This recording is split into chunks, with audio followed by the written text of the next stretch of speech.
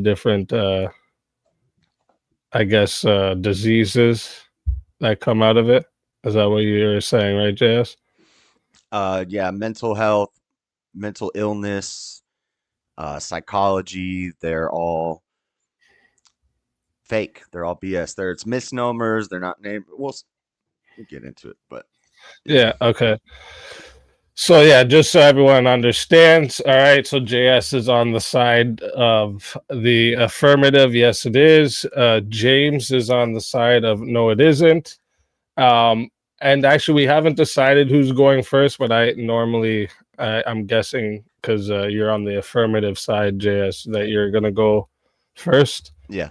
I say he could, yeah.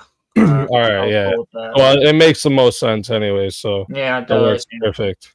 So we're gonna do 6-minute openers, and for each of them, and then they are going to get into an hour of open floor. Then we'll do closing, and then we'll see if they want to stick around for answering questions, and if not, we'll just get into an after party later, wherever it's going on. But I'm not going to be here to interrupt and shit. I am just going to be here if people start going crazy and it gets to nobody can hear anything, and pull back the reins, get everybody back on point here. But I suspect it's going to go pretty good. So JS, whenever you're ready.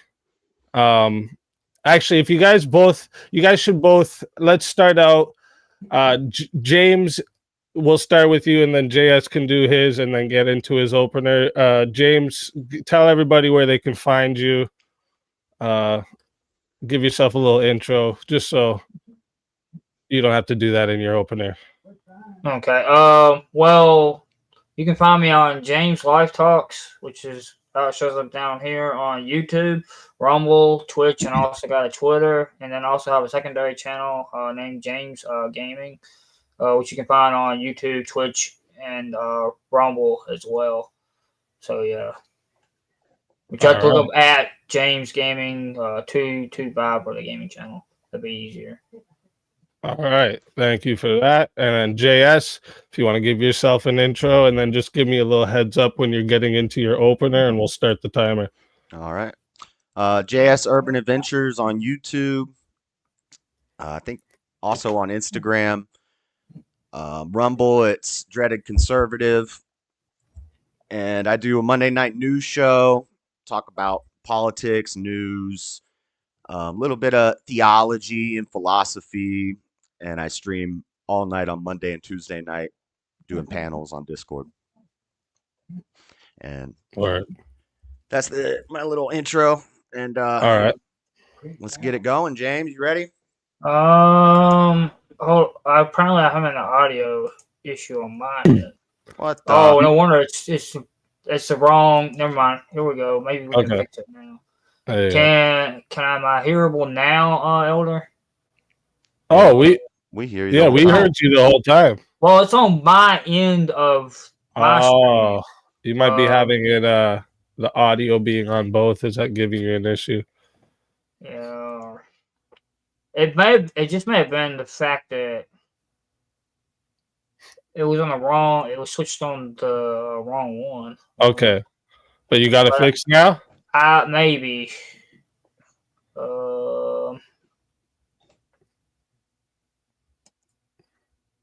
I'm not sure if he can. Can you hear me though, Elder, or not? On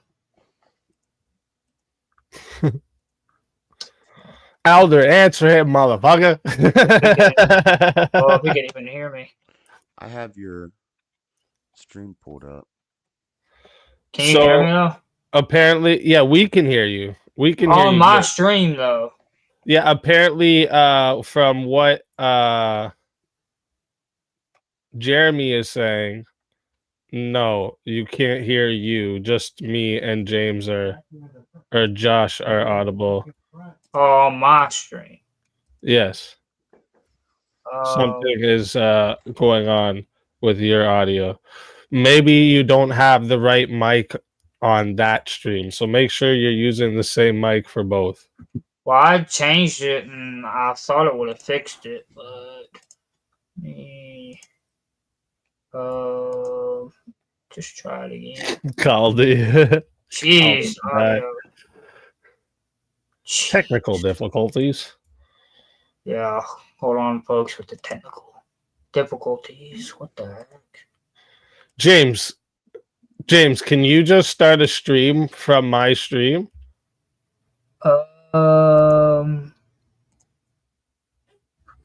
Let me see. Yeah, I can. Yeah, I can do that. You want to just do that? Yeah, that'd be easier. Yeah, I'm just- gonna get in mine. Let's just start it up quick. Yeah, it's weird. These technical difficulties. He's scared of you, JS. He's just delaying. No, I'm not delaying. I want to get into this thing, I'm man. just playing, James. I'm just playing. I will stream it to. I will stream it just to run. Like Jester added in. It's definitely a placebo effect right away. Well, might as well answer these two. It's definitely a placebo effect. Mind over matter. Jester's adding in, and then for £10, you're not my buddy, guy. I'm not your guy, buddy. You're not my friend, buddy. You're not my buddy, friend. My buddy pal. Shit. This is the intimidation phase. James is working the fear into JS.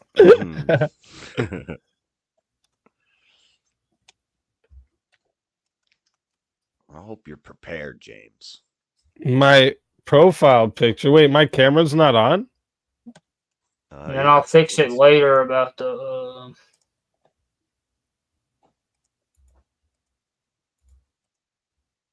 About the. Let me make sure. Oh. Okay, that confused me for a second. All right, you got it going. Yeah, I'm James? good on Rumble. Let's go. Okay. Okay. Now we ready to go. JS, whenever you want to start your opener, we'll get the timer. Hey, James, what the fuck are you doing now? Hold on, I gotta let what? It doesn't stop you from doing what you're doing. I just had to step over just to let. Well, you gotta hear the opening. That was in here, man. Okay. All right. Out. JS, whenever you're ready, we'll start the timer. All right. Psychology is a myth. Disclaimer, I am not a fake shrink or a real psychologist. I am a dumb guy on the internet with strong opinions, and I suffer from oppositional defiance disorder. Please be advised. Psychology, the autism spectrum, depression, anxiety, ADHD, PTSD, all words used to push communist, anti-ableist ideology. We've seen racism, we see transphobia, we see xenophobia, and now we see ableism. Mental health is just another way to other people and make more subgroups. Anyone who has read into psychology knows it is inconsistent and not observable, testable, and demonstrable. Mental illness rarely, if ever, has anything to do with chemical imbalances in the brain.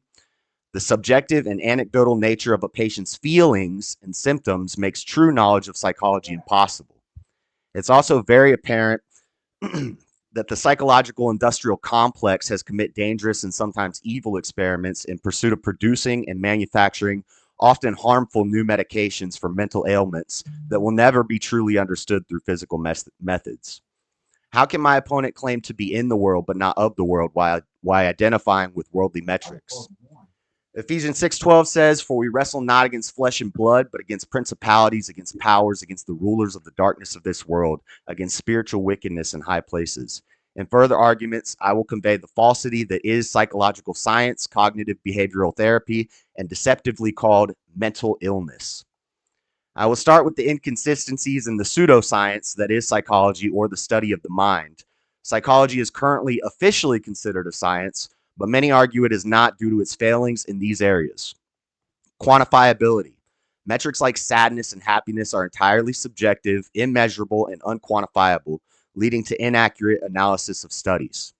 Experimental conditions. Psychological experiments often lack the proper controls. Reproducibility, predictability, and testability, all of which are inadequate. And terminology. Psychological lingo regularly has multiple interpretations, making it difficult to establish objective meaning. Next, I'll take us down the dark road of psychological experimentation that led us to the modern fake science we see today. Consider the little Albert experiments where Dr. John B. Watson instilled fear into children with loud noises, or the 50,000 lobotomies performed between 1949 and 1952, or John Money's experiments with gender psychology. The Osh conformity experiments demonstrated how outside influences actually affect our reality. In the Rosenbaum or Thud experiments, David Rosenhan demonstrated the unreliability of psychiatric diagnosis by sending mentally healthy patients into a psychiatric facility with false claims of hallucinations, leading to the healthy patients receiving pharmaceutical treatment. In the same way, people now abuse the psychiatric industry for access to narcotics. MKUltra experiments further demonstrated how the brain plasticity could be controlled through external influences, further proving that psychology is less mental and more physically or socially influenced. Formative psychology has a dark past riddled with many examples of evil, unethical experimentation with controversial results. Lastly, I'll focus on language and semantics, which are important to this debate. Language and words affect our reality and our mentality, or should I say our mental health. Mental health is defined as a person's emotional, psychological, and social well-being. Mental health is an impossibly subjective metric and a term that should not even be used in the medical industry. Mental illness, professionally described as health conditions involving changes in emotion, thinking, or behavior, I call a fake name for a spiritual ailment. You can't do science with metaphysics like thought, mind, emotion, feelings. These are all immaterial and subjective terms which worldly people use to control others. Mental illness is a symptom. Spiritual trauma is the root. We should address the root. Dr. Thomas Szasz, author of The Myth of Mental Illness, Foundation of a Theory of Personal Conduct, wrote, "Formerly, when religion was strong and science weak, men mistook magic for medicine.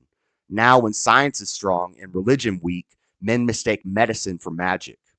The history of psychology is short and filled with nefarious, profit-driven, mostly liberal, godless quacks who want nothing less than literal mind control, and they get that by compelling treatment for the violation of fake social norms. This is just another cog in the wheel meant to separate, weaken, and make society en masse, but specifically boys and men, more dependent on the experts. I can elaborate on all of these arguments further, and we can look more in depth at the history of mental illness and psychology in the open dialogue. My opponent may claim to struggle with ADHD. Don't fall for it. James is a perfectly able-minded, brilliant young man who has unfortunately fallen into a dark world of belief in a naturalistic pseudoscience.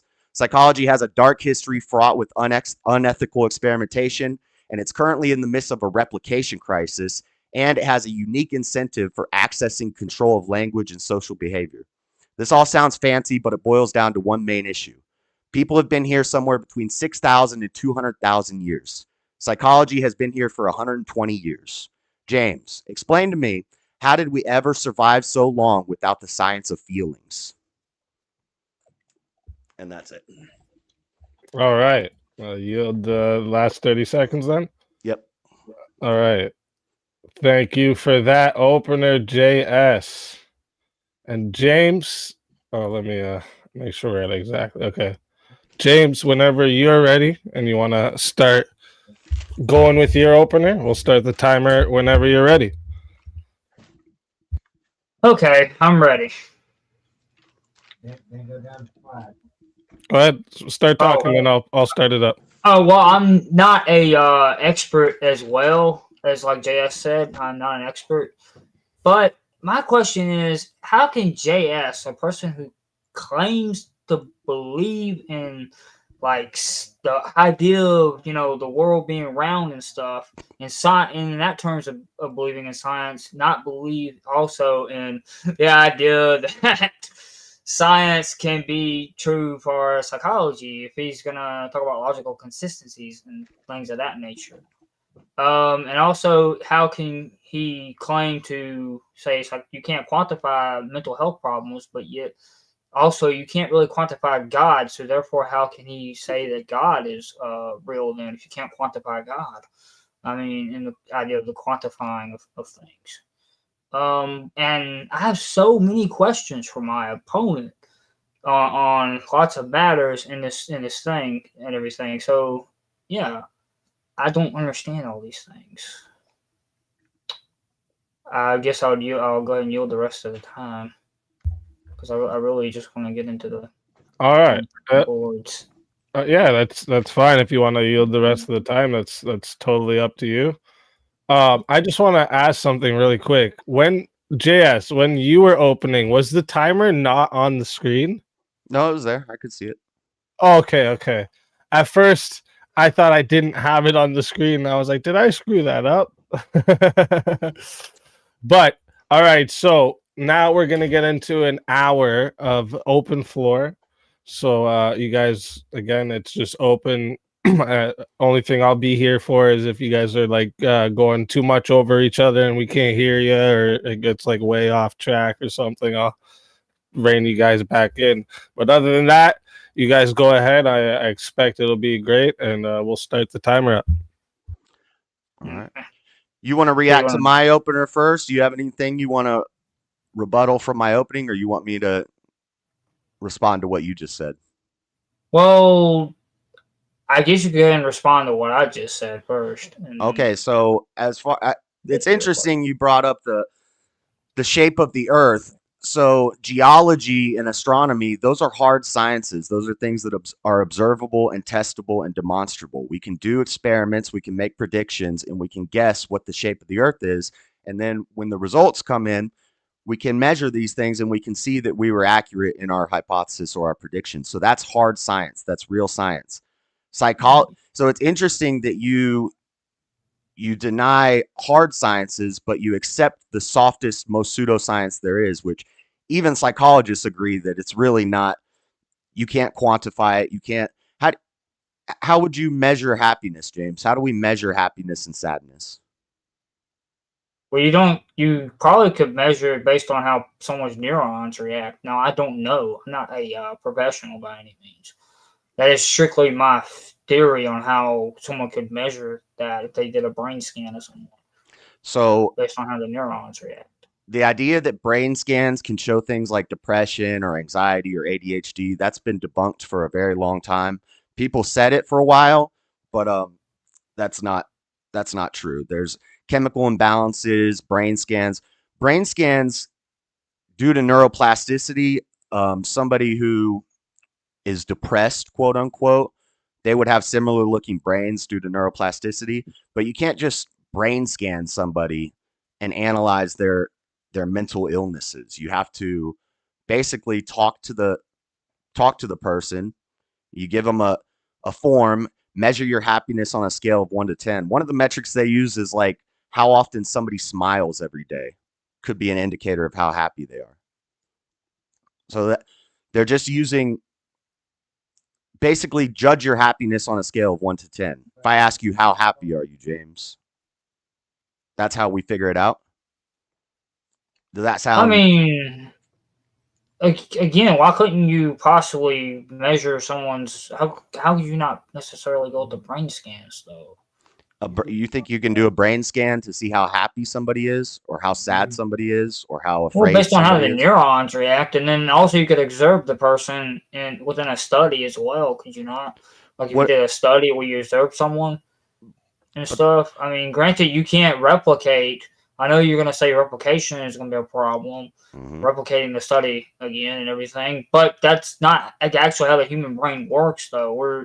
We do different things in different situations. You can't really replicate the same thing, especially per person, because we're all individualistic. I mean, that's a little bit difficult to replicate, obviously. Yeah, they can't replicate it. But you're going to have to replicate it only if you have the same people in the test, though. Exactly. And everybody's different. Everybody's brain is different. Everybody's mind is different. It's immaterial. Thoughts and emotions and feelings are immaterial. We can't see them. We can't taste, touch, or smell them. But they're metaphysical. But that's also a reason why there's a spectrum, though, too, when it comes to autism and ADHD. It's because there's differences in how people think and how they react, even amongst people that are autistic. That's a category error. Autism's not a mental illness. It's a well, that's debatable, and here we are debating about mental health. It's not debatable. Autism is because you have like it's a developmental disorder and issues as far as like how people react, behavioral issues. So behavioral issues are considered a mental disorder, correct? I mean, that's what I know. Who determines what a behavioral norm in society is? Who determines it? Yeah. Well, okay, the people in the psychology field have determined it, but it's also determined by God, not just those in the psychology field. Granted, they come up with a lot of things that are congruent. I mean, what's the word congruent? Well, they are like what God would say would be normal behavior. I mean, even though they are in psychology, even though they're psychology. The majority of psychologists are not Christians. I won't say the majority of them are Christians. I'm not saying that, but the idea, just because they're not Christians doesn't mean they can't have the same similar ideas of what would be normal though to God. I think mean, you would not say that couldn't be possible, right? Sorry, what was the question again? What's not possible? Just because they're not godly, or God people, it doesn't mean that they can't have these same ideas of what would be considered normal. Though, because there's obviously certain things that every culture has agreed to is abnormal, though, but not every culture, follows God, though, and not every people all over the planet follows God, but yet everyone can agree on, well, obviously, self-deletion is not, so someone self-deleting someone else is not okay, right? But yet they're not all following God, so why can't someone do that same thing in psychology? I mean, I'm not saying there can't be a Christian psychologist, but well, I'm not saying you are saying there can't be a Christian psychologist. And you're right. You're right. Psychology does determine what behavioral norms are. And so but I'm simply talking about as far as the behavioral norms, though. Why can't the behavioral norms be similar to those that God would consider a normal behavioral norm, even though they don't believe in God, the psychologist? The said psychologist in question. Do some of the things that they do seem normal to you?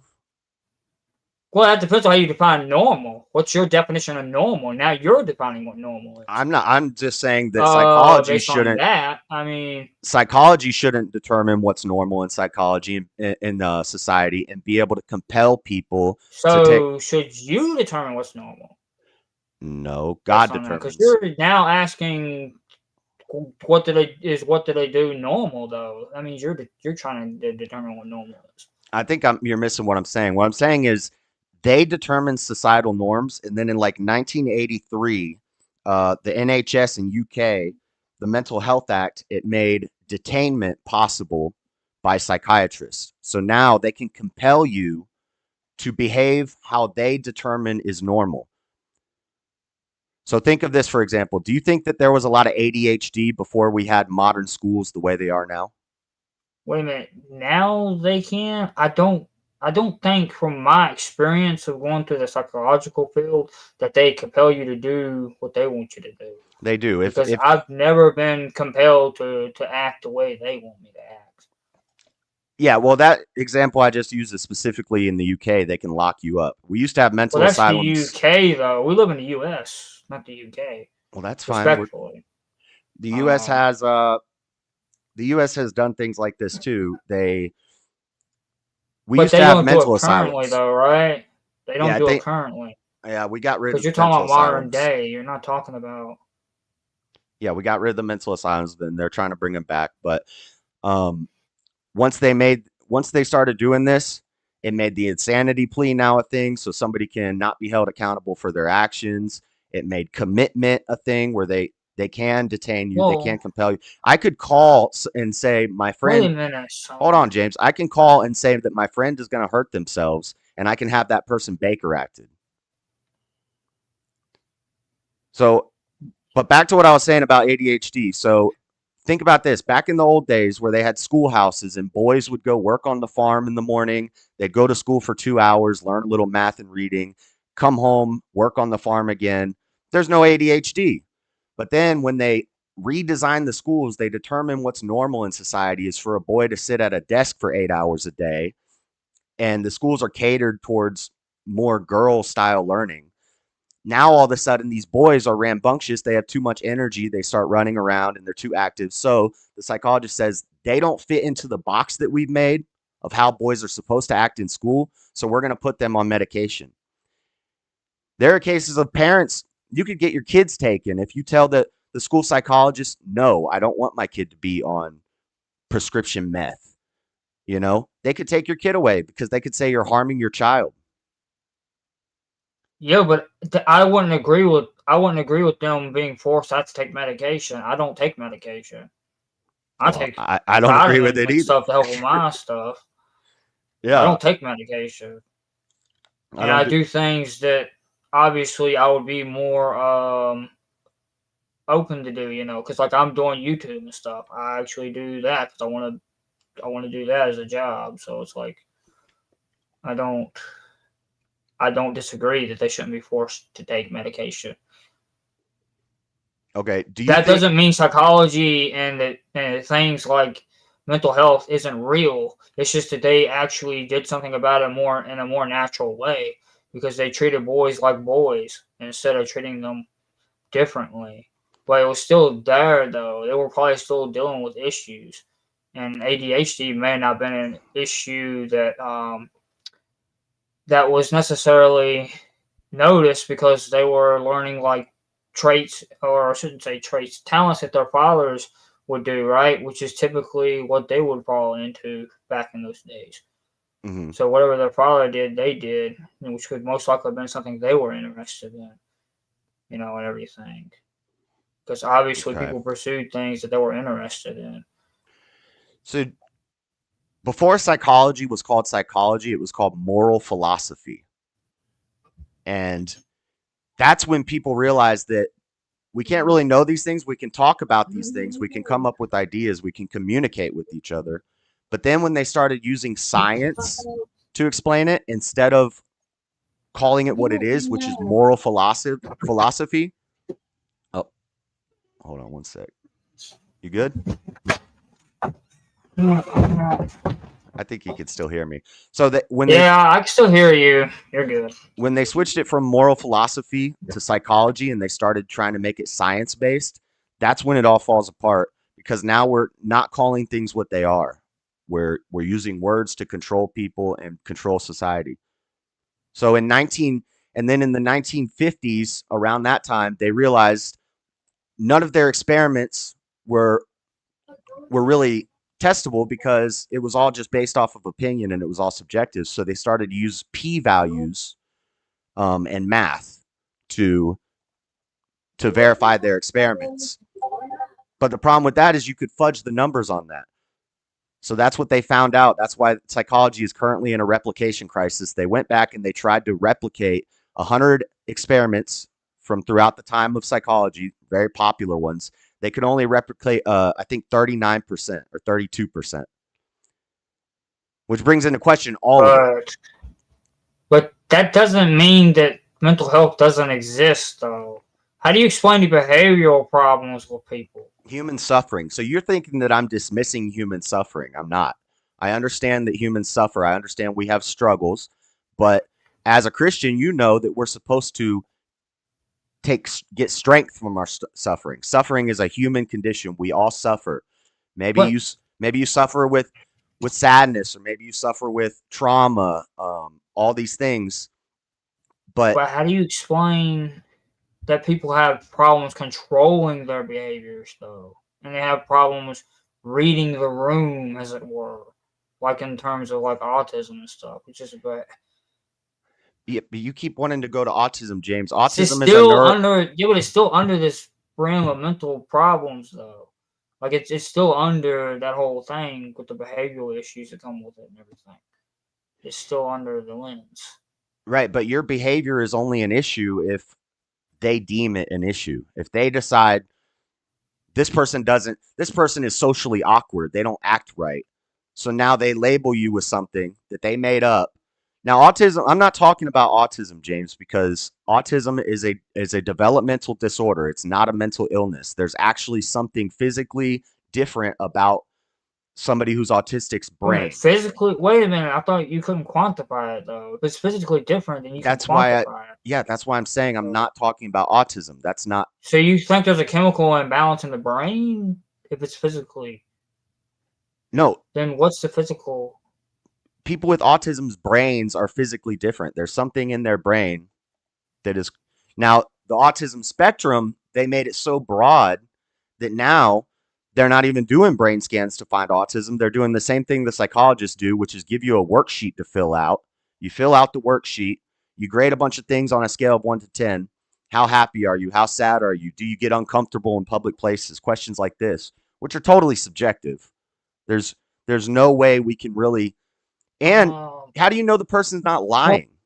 Well, as a person that's been through the system, there's more deeper questions than just how sad you are and things like that. There's a lot more deeper questions. I know. They'll ask you questions like, have you struggled with like following directions and things like that and stuff? And so what is it? Is it yes or no, or is it like sometimes, never? It's like it's a number you got to choose. I think some like between 1 and 5, but then like. And then but it's not just you though. It's also someone you trust that could give a outside opinion on the issue too, not just you. And then they'll interview you and ask you questions about your life and stuff, and about your upbringing and how you went in school and things like that. And they'll go deep into it. They won't just take and it's a lot of questions. It's a lot of subjective questions. I get it. Yeah, it's a lot of questions, but I don't know if it's really subjective. It is subjective. I mean, it's your life though. You're telling your life. How's that subjective? People go into psychiatrist's office and walk out with the medication that they want all the time by lying. You just lie. Well, they have no way. I totally agree with you, but it doesn't necessarily mean mental health is not legitimate though. That still doesn't say that it's not a legitimate issue. So let me that's be probably clear. A mental health issue in itself that someone wants a certain medicine and they're addicted to something like that. That's a mental issue in itself. Addiction is a mental illness. So you're on the side of some sort of a mental issue going on there if you're addicted. Yeah, you know who declared that? Joe Biden in 2000 and somewhere in my notes. Oh, you got that in your notes too? Oh, yeah. I got the politics. The recent 2017, Joe Biden declares addiction a neurological disease and not a lifestyle choice. James, I've quote unquote struggled with addiction my whole life, and it's BS. God never made an addict. God did not make me an addict. I would never call myself an addict. I don't think people should look at them. Well, it's a neurological disorder based on a decision that you made to take something. It's not. Because it alters your brain. Could you agree with that the substance alters your brain to make you addicted to it? Yeah, and you can get off the substance and your brain will heal itself. Yeah, you can get off the substance, but you still need help though, right? Getting off the substance. From God. That's why they have like addiction centers and stuff to help people get off substances. Yeah, now granted, when they force people and they need to be reformed. When they force people into rehabs, the success rate when they get out is so low. A lot of them end up dying because. Well, I know. I've seen the studies. I've. So maybe instead of pointing to them to the shrink in the facility, we point them to the cross. Well, I mean, of course you can and you should point them towards God. Of course, I will totally agree with that. But you can't expect everyone to believe in God, though. Just saying, you can't expect everyone to. Yeah, and they've been given over to a reprobate mind. So is that mental illness? Let me be clear. Psychology, I'm saying psychology is a fake science. It's a pseudoscience. And I'm saying mental illness and mental health are misnomers. They're not the right names because health and illness, they changed the definition of illness to include mind health, which is totally, there's no way to measure what a healthy mind is. We're all different, James. So instead of saying somebody has a disability or a disorder or a mental illness, you can't measure what a healthy mind is. So. Exactly. That's why mental health is BS. What a healthy mind is. Would you not say that? There are standards. Well, granted, from our worldview, yeah, subjective standards based on who's setting the standards. So if a little boy says he wants to be a little girl, then That's mental illness right there. That's a mental problem. That's a mental illness. So what do? You need to help them to get out of That's that not what they mindset. do. They indulge them in it, and then they're mentally Well, healthy just once because they don't do it doesn't mean we don't need the system. We need to reform the system. It's not getting rid of the system. Getting rid of the system is not going to be the solution. It's going to be the reform of the system. You're talking about reform. Man. Reforming the psychology system. Yeah. So like that guy that I quoted, Thomas Saz, what he writes about in his book is that instead of medication, we just need to learn to talk to people and communicate with people better. And this is where cognitive behavioral therapy leads. But the problem is a lot of these shrinks are college days girls, a lot of college days women, and they sit there and they make you relive your traumas over and over again. I don't think that's healthy. I think that's a bad idea. I think church counseling, spiritual counseling with your brothers in Christ, talking to men who are doing, who you aspire to be like, that is therapy. But that's providing that if they believe in Christ, though. You've got to think about not everyone who believes in God, though. You can't simply. I'm not saying we shouldn't point them towards God. I mean, I'm not saying that at all. Don't take me wrong. But at the same time, though, we have to understand there are people out there that don't believe in God. But should we be dancing with the world and talking and thinking like the world thinks? So that way they can come to know God by getting the same kind of help that you would provide to people that are brothers in Christ. But I'm saying we shouldn't talk like the world talks. We shouldn't think how the world thinks. We should understand. Well, I'm not saying psychology should think like we do. But I'm not saying but it's going to come through reform, though. And not necessarily, and they're maybe not going to say it exactly like we do in terms of when they're talking to people that don't believe in God. They're going to say they're not going to use the God part. They're going to probably exit that part out, but they should at least try to sound like us and do like what we should do, and everything. Yeah. Well, and I think a lot of times they're very close. Like, so Sigmund Freud came up with the id, the ego, and the superego. And he's like one of the founding fathers of psychology in the early 1900s. And he came up with the id, the ego, and the superego. So this is, have you ever seen the devil on one shoulder and the angel on the other shoulder? Yeah, I've seen that before. They show that like in movies sometimes too and stuff. Right. So the id is the devil, the ego is you, and the superego is the angel. Well, Sigmund Freud was very close to what is actually happening, but Sigmund Freud was godless. He didn't know God. So he tried to use science to explain a spiritual thing, which is basically Satan, God, and you. Who are you going to serve? That's where so his id, ego, and superego is just a worldly version of God and the devil. But if you cut God out of the equation, people do not come to answers. Psychology is not curing any of these mental illness. You cure an illness. Well, I would agree that there are spiritual things that are happening when it comes to mental illness, but I'd also say that there are also physical things that are happening too, not just necessarily just physical. I mean, spiritual things, rather. Yeah, but I'm arguing if it's physical, it's not mental.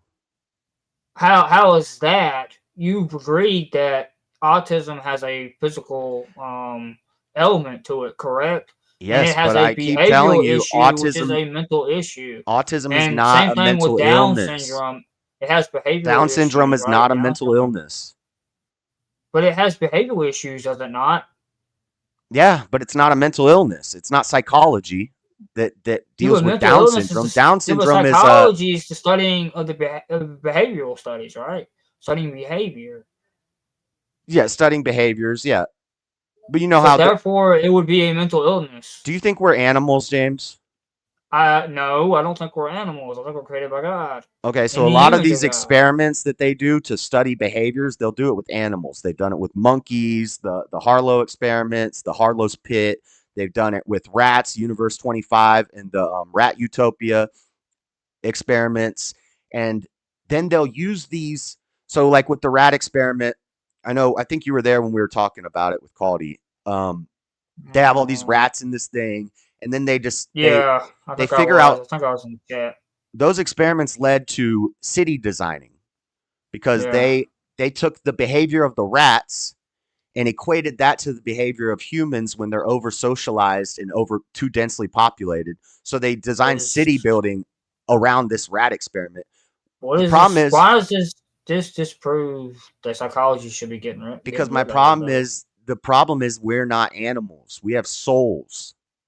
We actually Yeah, of have course. minds. That means we need to reform psychology. It doesn't mean we need to get rid of psychology. Okay, so And that's probably from way back. How long ago did you say this was? Because I don't know any psychology that does this today. what, animal experiments? Yeah, I don't think they do that no more. Well, this is it's As post the far as I 50s. know. It's It post the was when? 50s. Post the 50s. Oh, that's way So back then, the though. That's not 50s even is when modern day, though. yeah, because they're not They doing don't do these things animal anymore. experiments no more. But this is still the basis of the science that you But look at, that you follow. but that's not today, though. Like They still that would apply mean like today. They're still that means using it needed reform, and it did get the reform because they don't do animal it. experiments Got anymore unless you can prove to me that they do. the only reform that was done Because I don't was know of in the any, but they 50s when don't. they went from in the 50s when they moved towards an empirical science. So they started using math and numbers to determine the validity of experiments. The p-value 0.5 means 5% failure rate, which is very high, by the way.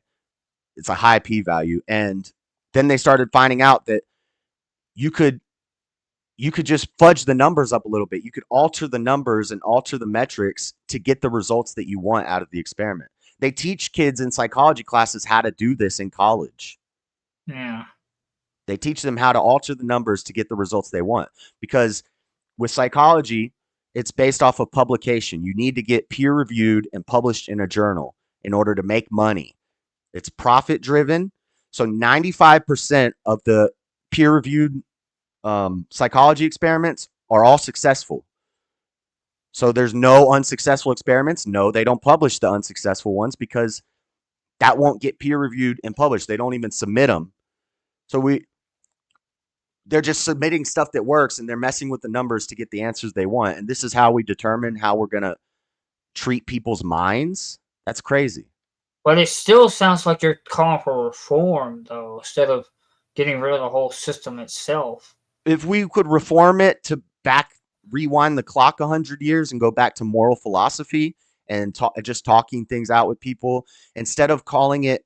The problem is when you call it mental health and mental illness. Now you're talking about physical things, health and illness. Well, it is physical, depending on what you're talking about. It causes behavioral issues. Because like autism and Down syndrome and things like that, bipolar is physical. Well, if I have a broken leg and I have a cast on my leg, is it a behavioral issue that I have to now use a wheelchair to get through a crowd?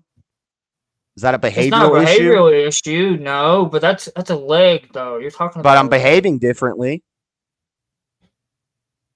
But that's a physical leg, though. I know, but it's a behavioral issue. So is it also mental if I break my leg and I need a wheelchair?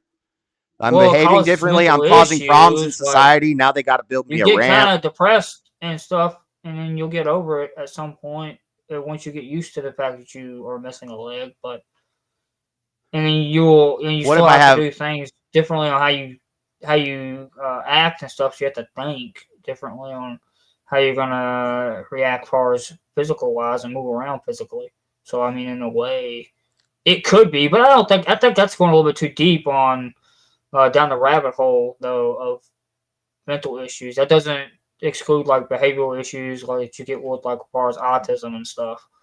That's mental issues like autism and bipolar and the fact that people go psychotic when they become self-deleters, where they delete people and stuff. That's different. That's mental health issues that. It's mental health. So they're different than the dealing with a missing leg, though. Which I'm not just claiming that it's not bad having a missing leg at all. I'm not saying that for anyone that deals with that stuff. Okay, but James, what if somebody? So you think this is all mental? If somebody is psychotic, Jeffrey Dahmer is a psycho, and he's out murdering guys, you know. But what Yeah, that's psycho. It's a mental issue. so if He we need could do a help. brain scan and we could say, well, this is this section of his brain right here, would you say that we should just chop that out and then, you know? No, I'm saying we need to help the brain. It's No, we need to help the spirit. That's the not spirit. Well, the that's not spirit and mental the illness. brain That is a spiritual are trauma. kind of like intertwined. Do you not think so? No, I think that our You minds. don't think the brain and the spirit are intertwined? Yeah, my thoughts are not my own. I put on the helmet of truth or whatever to stop the fiery darts. The deceiver whispers thoughts into our minds. Our thoughts are not our own. Well, in the case of a psycho person, you don't think that there's a chemical imbalance or something going on in the brain? No, I think they had spiritual trauma. I think they need God. I think that they've been given over to a reprobate mind, and those are demons. Have you ever heard of Annalise Mikel? Yeah, but you said yourself though that you could alter the Yeah, they could do a neuroplasticity, lobotomy. right? Like you could alter the neuroplasticity, right? So that does become physical though if you can alter the neuroplasticity. Well, neuroplasticity So means our through brain trauma, you changes. can alter that neuroplasticity, right? So trauma alters that, so therefore it becomes physical. Yeah, but that's not the root of the problem. The problem led The to root the of the brain. problem is the It's not. trauma, It's but not. nevertheless, there's still some physical element though that is caused by the But it's trauma not though. that the brain was depressed and then the person came depressed. It's because the person is depressed. Their brain changes to look like that of a depressed person's brain. And usually people block things out though when they undergo like a really bad trauma though. So you're gonna have to deal with the neuroplasticity in order to solve their problem though, wouldn't you? I mean, at least in theory. I don't know if that's I'm not sure you can quantify it. Your brain will rebuild itself back up over time. It will go back to normal. That's part of the plasticity. It will. Your brain will change. Yeah, it's like a Well, how do muscle. you explain people that are severely depressed for a very long time? I know the brain's not a muscle, but it's like a muscle. It can, you know, rejuvenate itself over time. Yeah. Supposedly. I don't know. You can't quantify that though. But who's to how about instead of indulging people and saying, you've been sad for a long time, so now you're clinically depressed, so let's get you on some medication for your depression. Well, I don't think. Why do you keep coming back to medication though? That isn't really my Because argument. psychology is downstream of psychiatry. And I think Well, I'm saying it needs to be reformed. psychiatry is I'm worse not than arguing. psychology. I'm not. I agree with you on the medication issue that they need to stop prescribing medication like that. But that's just. I'm thinking But that's herbs and psychology stuff is the reform. first step to that. So it starts with psychology. Then they say, well, the But I'm talking to not- you is not working, so let's send you to the psychiatrist. He'll get you the pills you need. And a lot of people abuse those. But you're trying to discredit psychology in general, the study of the human behavior in general. And the You're mind. trying to say it's wrong. The mind and the human behavior. Well, the mind and the human behavior. So how do we study a mind? Earlier, or one time, but how do we study the mind? We observe things, of course, and then we have to ask questions.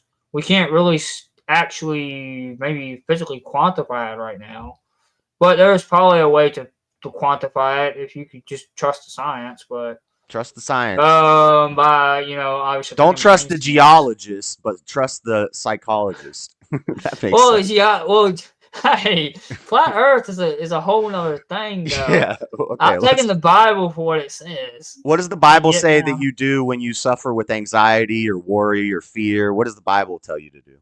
It says not to, but the thing is, though, does it mean that it's not real, though? It says people do deal with it. Yeah, they deal with it. That's the point. It's real. Now you're just saying that it's real. It's suffering, but I'm saying it's not an illness. When you're anxious or worried or stressed or fearful, that is not a mental illness. That's human suffering, and we're supposed to rejoice in that and let it make us stronger. It's something necessary. And we go to God, prayer, fasting. It's in the Bible. I have some verses wrote down, but I thought you wanted to go more into the Bible stuff, but Yeah. um, I mean, the politics, it's all Democrats. It's all a bunch of godless liberals. Tipper Gore in 1999 and Bill Clinton are the ones who started this stuff with the kids.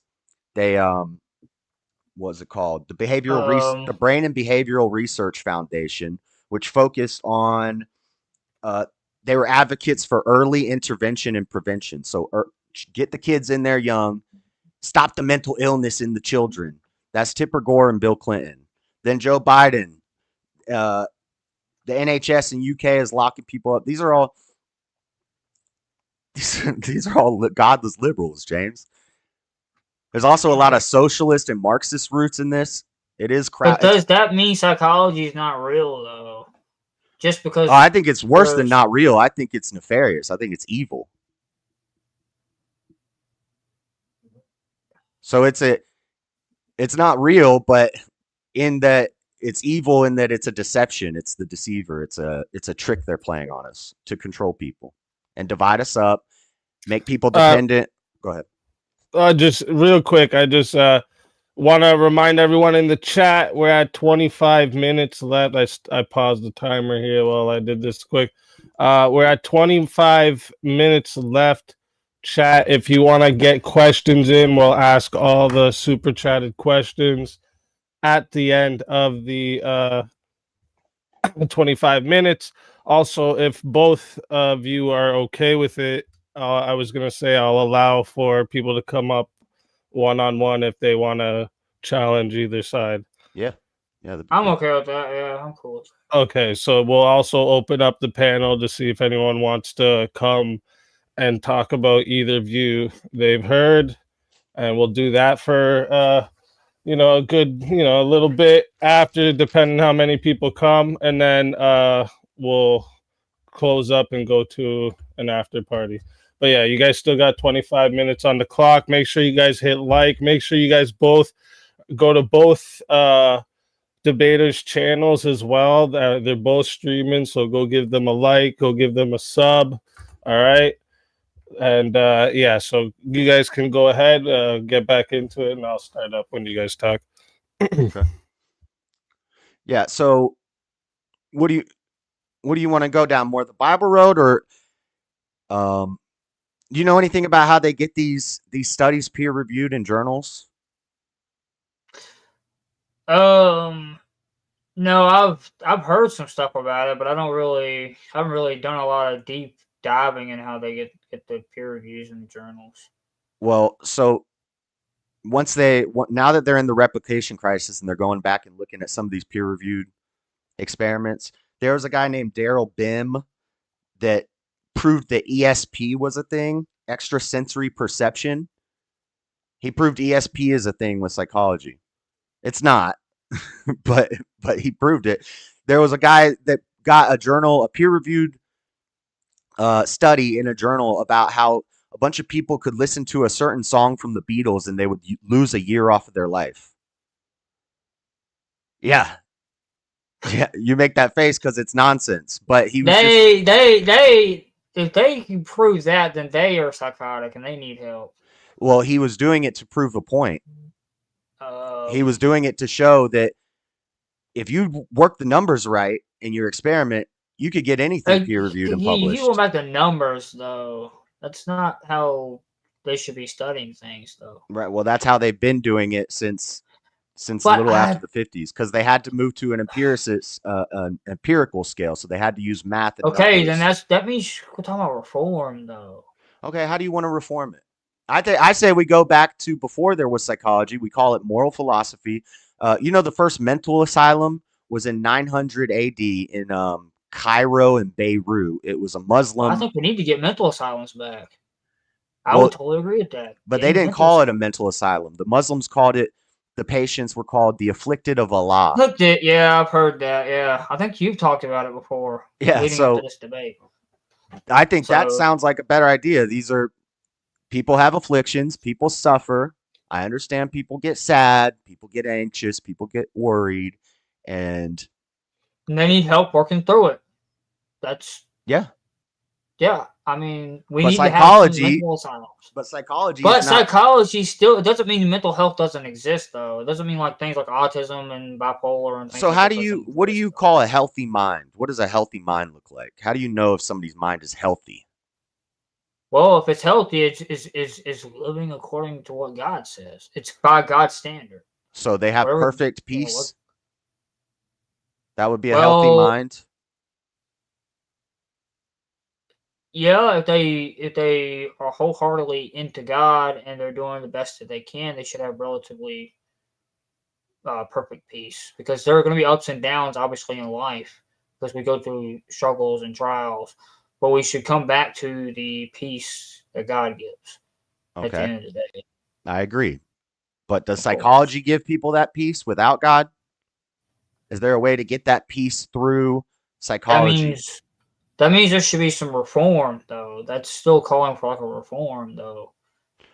Okay, well, if you want to It reform sounds it, that's like. fine. But we're talking about current psychology. So you don't agree with current psychology? You think they need to change it? But psychology in itself needs to stay, though. You're saying psychology in itself needs to go away, though, and that it's all just pseudoscience. Yeah, I don't think we should be trying to figure out the science of how people think. Instead, we should just deal with people on an individual basis and realize that everybody's different, and we can't just Well, make boxes. They made well, you depress. can actually make a box, though, because you could argue that God made a box, though, like by giving the law, the instructions that He gave. That's a box. Do you not think that God wants us to live by those rules? And that's a box. Well, I'm I mean, fine in getting put in a God box, but I don't want to be put in a shrink box. yeah, but I mean, some of the things that they would consider normal, though, you could honestly say God would align with that, though. I mean, granted, not everything, because obviously they're going too far with the whole allowing people to be whatever gender they want to be, and they're getting too woke and stuff. You know, that again is calling for reform, though, not necessarily getting rid of it completely and saying that psychology is a bunch of pseudoscience and everything. And it's Okay. not getting rid of it completely. It's again reform. All right. So if the And reform is get rid of you have psychology and people go to church and do spiritual counseling with the people in their church, um, and stop calling it mental health and mental illness and start calling it just individual people who are different and treat them individually. If you want to reform it that way, then that's fine. But I think that means I win the debate because yeah, but wait a minute though. You can't say that everybody though is yeah, but what about autism and bipolar and stuff? I think that stuff still exists though, and it's physical and it's not just mental. yeah, autism is physical. Yeah, But it still causes behavioral issues though, I know. which is We're going in circles. also A broken leg causes behavioral issues, but that's not mental. Just because someone behaves differently doesn't mean that they have a mental illness. okay. But what is your definition of mental illness? So I'm not misunderstanding what your definition of mental illness I is. think I defined it in my opening. Let me find it real quick. Because maybe that's what's causing circular arguments. Um, Mental illness is health conditions involving changes in emotion, thinking, or behavior. So how do you determine that I'm emotionally thinking unhealthily? What is a healthy emotion and healthy thinking? How do we determine this? Who determines this? Well, healthy would be like not having sudden, really strong swings one way or the other, as far as extremes and everything. And you're mainly stable. You're not going completely out of your mind and doing like erratic things that are wrong. From my worldview, obviously according to God, but like from psychologists' worldview, maybe whatever they may determine, and then those things can coincide with things that God would consider normal, and everything. It doesn't necessarily have to be always against God. Granted, with again how they're going woke and stuff, I will grant you that that's against God, what they're doing there and everything. I don't know, man. Changes in emotion, thinking, or behavior. My emotions, my thinking, and my behavior could change every day. So what that means, I have a mental illness. I don't think we should be thinking about it this way or using these words. That's the problem. Your mind is ill. Illness. Yeah, but how do you explain people that have trouble regulating their emotions? Normal. Normal. Yeah, I So it's think normal to have problems regulating one's emotions? it's normal that Like, people are different. Some people are going to have like as problems. extreme as Yeah. yeah, but it gets very extreme though. What about the very extreme cases of people that have problems regulating their emotions, which comes with the autism and the bipolar and everything Okay, like but that? why are these numbers of autism going up then? Like we've gone from 1 in 1,000 to 1 in 32 people now have autism. So if this is something, whether it be the food or whether it be the Vaselines or whether it be the media that we consume or the things we watch, this is the world working on us and changing our behaviors. It's not the world is changing our minds, and that that's that's not an illness. Like it's just not Well, an illness.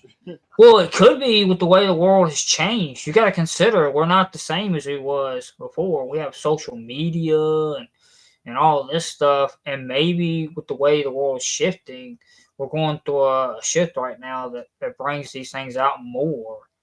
So there's Because more mental illness now, but there's also more there's more psychology. there's more ways for people to connect with people and as people deal with like different social how do I put it like they're trying to deal with like so many people at once, it causes it to be more noticeable now because like they didn't have to deal with nearly as many people in the past because only people they would deal with were the people in their local town. Now they've got access to like thousands and millions of people now through the internet and Yeah. everything. So So now you it's see more noticeable their see more social issues and eyeballs. everything. You see more eyeballs in the crowd. You see more people that are stand out a little more. I'm saying, why are those people who are different mentally ill? Because of the behavioral issue of how their behavior changes they have problems with regulating it sometimes Doesn't that more give than a other cop people. out to like not be accountable for your actions? You could just blame it on mental illness. Like, well, I'm an addict. God made me this way. I can't help it that I. No, it's not really a cop out because you can work with dealing with it and actually manage it. It's not really a cop out. You can manage it by taking herbs and vitamins and whatever because I think it comes down to a deficiency in vitamins and stuff which causes the chemical imbalance in the brain. Granted, I'm not a psychologist though, and I'm not a person that studied that Yeah, because I've it's not noticed how chemical imbalances. That's been debunked. But well maybe it's just vitamin deficiencies, purely that. well, then That take some vitamins. causes. What do you need psychology for? Just go freaking get some echinacea. What do I need a therapist for? Yeah, but it doesn't mean that it doesn't exist, though. That it could be I'm a problem, and though. also I'm okay with therapy. Like I said, spiritual, spiritual therapy, spiritual counseling, church Again, counseling. I'm not a psychologist, though. Just saying. Well, neither am I. And I would never tell anybody oh, you shouldn't be taking your medication or something like that. That would be crazy. And uh, you know, they I'm not saying anything like that. I'm just saying I would rather people. These are spiritual ailments, not spiritual illnesses. Spiritual ailments, spiritual traumas. I would disagree, though. Because even if it's food, let's say it's food, if I'm correct, and it's a vitamin deficiency, it would still be a physical problem, though. I don't know It's a where you're vitamin getting that from. deficiency. I Even don't if it's know. not a chemical imbalance, it could be a vitamin deficiency. I've never heard that mental illness comes from vitamin deficiency, so I have to look into this. But Well, it could. I mean, it's possible because they've had problems with farming and stuff, and they're having problems with keeping nutrition and food. You do know that, right? that there's the Food's food not nearly is as nutritional as it used to be. well, Because of and how they're putting a lot of garbage in the food.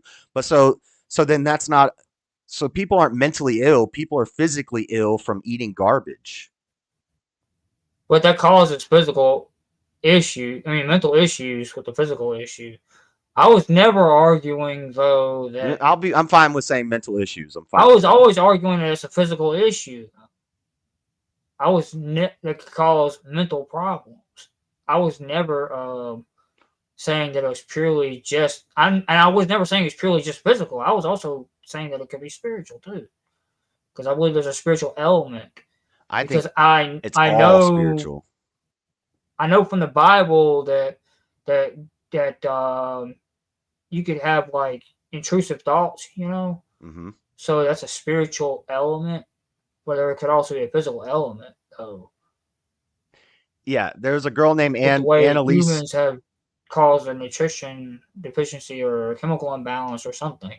I'm not sure how to, for sure, how to explain that because they've never been able to obviously fully understand how the physical element works. Yeah, that's what I'm saying. They don't understand it, and they never. But that doesn't mean that psychology and that mental health issues are not real, though. That's going to extreme. That's going extremely extreme Yes, to say that they're not real.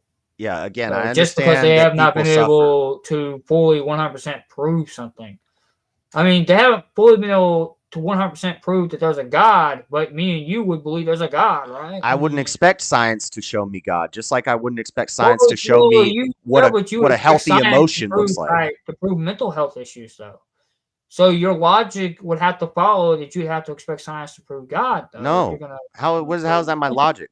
My logic is saying science cannot prove the metaphysical. Science can't observe our thoughts. Well, your logic just like science can't show you God, though. Science can't show you my mind. But your logic, we expect them to quantify it, though.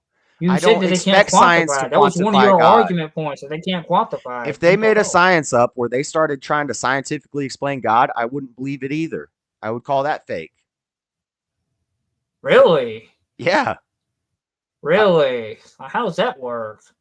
Because that doesn't make any sense. Because science tests the physical world, the observable, testable, and demonstrable physical world, not metaphysical, not thoughts, spirits, God. So yeah, but wouldn't it also been kind of like a pseudoscience when they were testing out about gravity and things like that in science, all these physical things? Because they couldn't see it, they didn't know it was there, they couldn't really quantify it quite yet. Gravity yet is they were still dealing with it though. Yeah, gravity. I might give you that one. You might be right about that. And how do you quantify air though? How do you quantify the elements? Molecule. I mean, I don't know. You count the. But molecules? I mean, originally, back when they were originally, I could give you that. They didn't have the technology to quantify it yet. So, do you think people should have believed it back then? Huh? James, come on, flat earther James. I'll give you. I mean, everything in science was a pseudoscience. I can give you that we don't fully understand gravity. Eventually quantified it. We know gravity exists. Maybe we don't fully understand how it works. Everything was a pseudoscience at one time. No. Everything was a pseudoscience, and they eventually quantified it. It doesn't mean that mental health can't be quantified one day, though. Well, it's not currently. So currently... Not currently, but it can be, though. All right, so currently it's not real. It's a fake science. Well, no, currently it's profit-driven. But it doesn't mean that it's not real because you can notice mental behavioral They're issues. Incentivized to lie to get their work published. They're incentivized to keep patients going through the system. They don't heal anything. They're not curing. That's reform, though. That's calling for reform, not getting rid of. It sounds like. Reform it because it's nonsense. Okay, I agree. Yeah. Well, you wouldn't get rid of. You said you was okay with mental asylums, right? Or like the places for the inflicted. That's psychology, right? I would just say have a wing of the Because jail. they gotta know if someone's inflicted or not. They gotta ask questions and figure these things out, right? Well, the way you figure it out is it's obvious because of them. The way you figure it out is they commit a crime. So then you lock them up. Well, yeah, but not necessarily always, though. What happens to the people that have not ever committed a crime, though? Then we probably shouldn't be putting them in wrong behaviors that aren't necessarily a crime, though. They're not necessarily considered a crime according to the law, though. Like what happens about them people? What kind of wrong behavior? Like they not get locked up and get help? What kind of wrong behavior that's not breaking the law do we need to lock people up for? They have a tic, they have Tourette syndrome, and they yell out, "Shit, fuck, bitch!" randomly. Like, we need to put these people in an asylum because that's not socially acceptable. Well, what if they act wrongly, though, in a social situation, and no one necessarily, and people in society thinks that they acted wrong, but it's not necessarily, something they could bring to the law about and stuff, because you can't just get someone arrested for acting wrong in a formal social situation, right? But yet they do ostracize people for these wrong actions, right? Yeah, so society will usually push them out, or push them towards the edge of the city, and you'll have your crazy recluses that, they're sitting, hang out in their little hut somewhere. But shouldn't they get help, though? And shouldn't there be maybe they don't want help? Maybe they don't need help. Maybe that doesn't really mean that they shouldn't get help, though, just because they may not want help. I mean, the people that self-delete people don't want help either, but do they not need to go somewhere? They wouldn't be considered based mentally. On that logic. They wouldn't be considered mentally ill unless somebody told them they were mentally ill. So once we start redefining words and we start saying diagnosis didn't used to be used for any mental ailments, because you can't diagnose something you can't really experiment with and look at and observe. Oh, so they couldn't die. So you're saying that they couldn't diagnose that someone had some sort of illness before they could actually quantify that someone had cancer, based on that logic. Yeah, and then we eventually figured out how to see the cancer and look at the cancer and watch what the cancer does. Well, you could tell someone had cancer problems, though. They were acting differently. Yeah. Before they could quantify it. Okay. I don't know what you're trying to say. So you're saying that they couldn't know that they were sick without quantifying that they had cancer? Yeah, because it's physical. We can look at it. You look like you're dying, bro. You look like you're dying. Now, saying you look like you're crazy because you're doing something that's not normal. It's only subjective. You look like you're dying, but that's subjective if you're looking like it. All right, well then physical sciences aren't real either. You're not defeating my point, James. You're just right. I mean, because you could look like you're dying if you worked out a whole lot, right? I mean, what? I mean, if someone walks up to you, you could look like you're dying, though. You know how many different types of depression there are? It started out with just depression. Now there's sad depression. There's seasonal affective disorder depression. There's a bunch of them now. There's treatment resistant depression, and they have a treatment for it, by the way. They like to run ads on YouTube. Get the new treatment for treatment resistant depression. This is just a freaking money maker. It's just a money machine. But how do you also explain people like the OnlyFans chicks? You think they're not mentally? No, I think she has demons. I'm glad you brought that up because I was even thinking. Do you not think that they got some mental problems? I'm glad you brought that up, James. Like, come on, they got some mental problems. Do you not think? Like, I think she's possessed by demons. Yeah. So you don't think they have trauma that caused them to do all that? I keep trying to bring up Annalise McKell. Or some sort of issue. She was possessed, James, and she was going to psychology. They were giving him different medicines. They tried this medicine, it doesn't work. They tried this medicine, it doesn't work. And she wasn't getting better. She couldn't go near a crucifix. This is a true story. You can listen to the audio recordings of her exorcist when she's speaking in different languages and she's saying, the demon of Cain and the demon of Baal are inside of her. If you heard that tape, I bet you would not tell me she had mental illness, but that's what psychology said. She was possessed. And I think that's what all of our weaknesses, all of our struggles, these are all demons, lesser and greater demons, you know. Even the demon that makes you tell a lie, even a white liar, the demon that and these are the spirits that we're battling with that we have to overcome. Some people don't realize that there's a way out. Demon. You can't think everything's just spiritual, though. There has to be some sort of physical element to these things too. I'm not saying there isn't a spiritual element. I'm not discounting that at all, because I know there's a spiritual element. But I'm saying that's the root. But I can't say it's fully that, though, and the psychology is false. I can't just get rid of all psychology and just throw the baby out with the bathwater.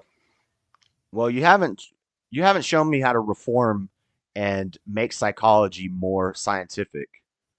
Well, you get mental asylums back for one, and then you also stop looking. So now we can lock people up when they don't numbers and crunching the numbers, and you try to actually look at what they're dealing with as far as behavioral issues and try to actually solve those by giving them herbs instead of pharmaceuticals, and give them things that God wanted them to have, the herbs, because God made the herbs for a reason. That was the whole purpose of the herbs, to help people. Did God make padded rooms for a reason? We're locking people up because they don't act normal. Well, that's more like how man's going to have to control the I'm fine with locking people up if they commit a crime, but I'm not fine with... I mean, we have to start with that until we can get them help with their actual mental stuff that's going on in their head. That's kind of like the start. That's not the finish line. That's the starting line. And then, let's see, what else could we do? Well, you got about 45 seconds left, and then we're going to drop your last bomb, James. I don't think you've debunked anything I've said.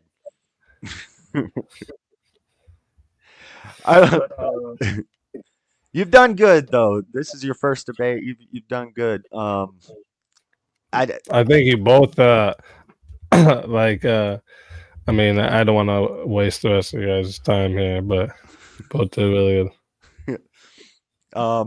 I think you're right. The system needs a reform. Let's tear it down and totally start over again, and let's focus it on God and the Bible and point people to Christ instead of pointing them to the therapists and the medications.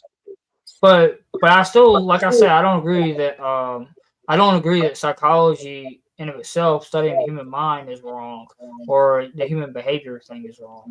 I just think we need to reform it. That's what I want to say and clarify and everything. Okay. You know. All right. Well, listen. Mental health is real. Yeah. That was an hour of open statements. We only got a few questions here. Or actually only a couple questions from Super Chats and a Cash App. We also got God is a noun and not a verb. All right. Thanks, Plastic African. And then John wrote, question, what type of psychology are we talking about? Clinical, cognitive, behaviorism, or all? I'm talking about... It seems to be all of it. Cognitive behavioral therapy, psychoanalysis, everything since I think like the 1890s, when they really started going into science with it instead of moral philosophy. That's what I was talking about. Do you want to answer that too, James? Well, I would just want to say that you were talking about it all too? I would say I was basically focusing on the everything, really, that the whole system is reformed. Yeah, really. Okay. And then we had a question from Caldy. PTSD, illness or made up? I think it's an actual mental illness because, people had shell shock back during World War I, and that's what was later on known as PTSD. So I think it's an actual mental illness that people get from trauma. It's a trauma-related mental illness, and everything. Caldy's asking me this because he wants me to walk into a landmine. Caldy, the problem is the D. I don't like the D. I'm anti-D. Disorder. Oh, the disorder. I understand post-traumatic stress is a thing. After a trauma, you may be stressed out due to that trauma. You may be afraid, you may be worried, but you do not have a disorder. You're dealing with human suffering, which is natural. I got to echo. Oh, I don't hear an echo. I do. Yeah. Yeah, maybe on your end. Yeah, it's on your end, I think, speak, because I don't hear the echo now. Check. Yeah, there's no echo now. But yeah, so trauma is real. Post-trauma stress is real, but it's not a disorder. It's something that all humans have to deal with traumas, and all humans have to deal with stress, and it's something that you can overcome.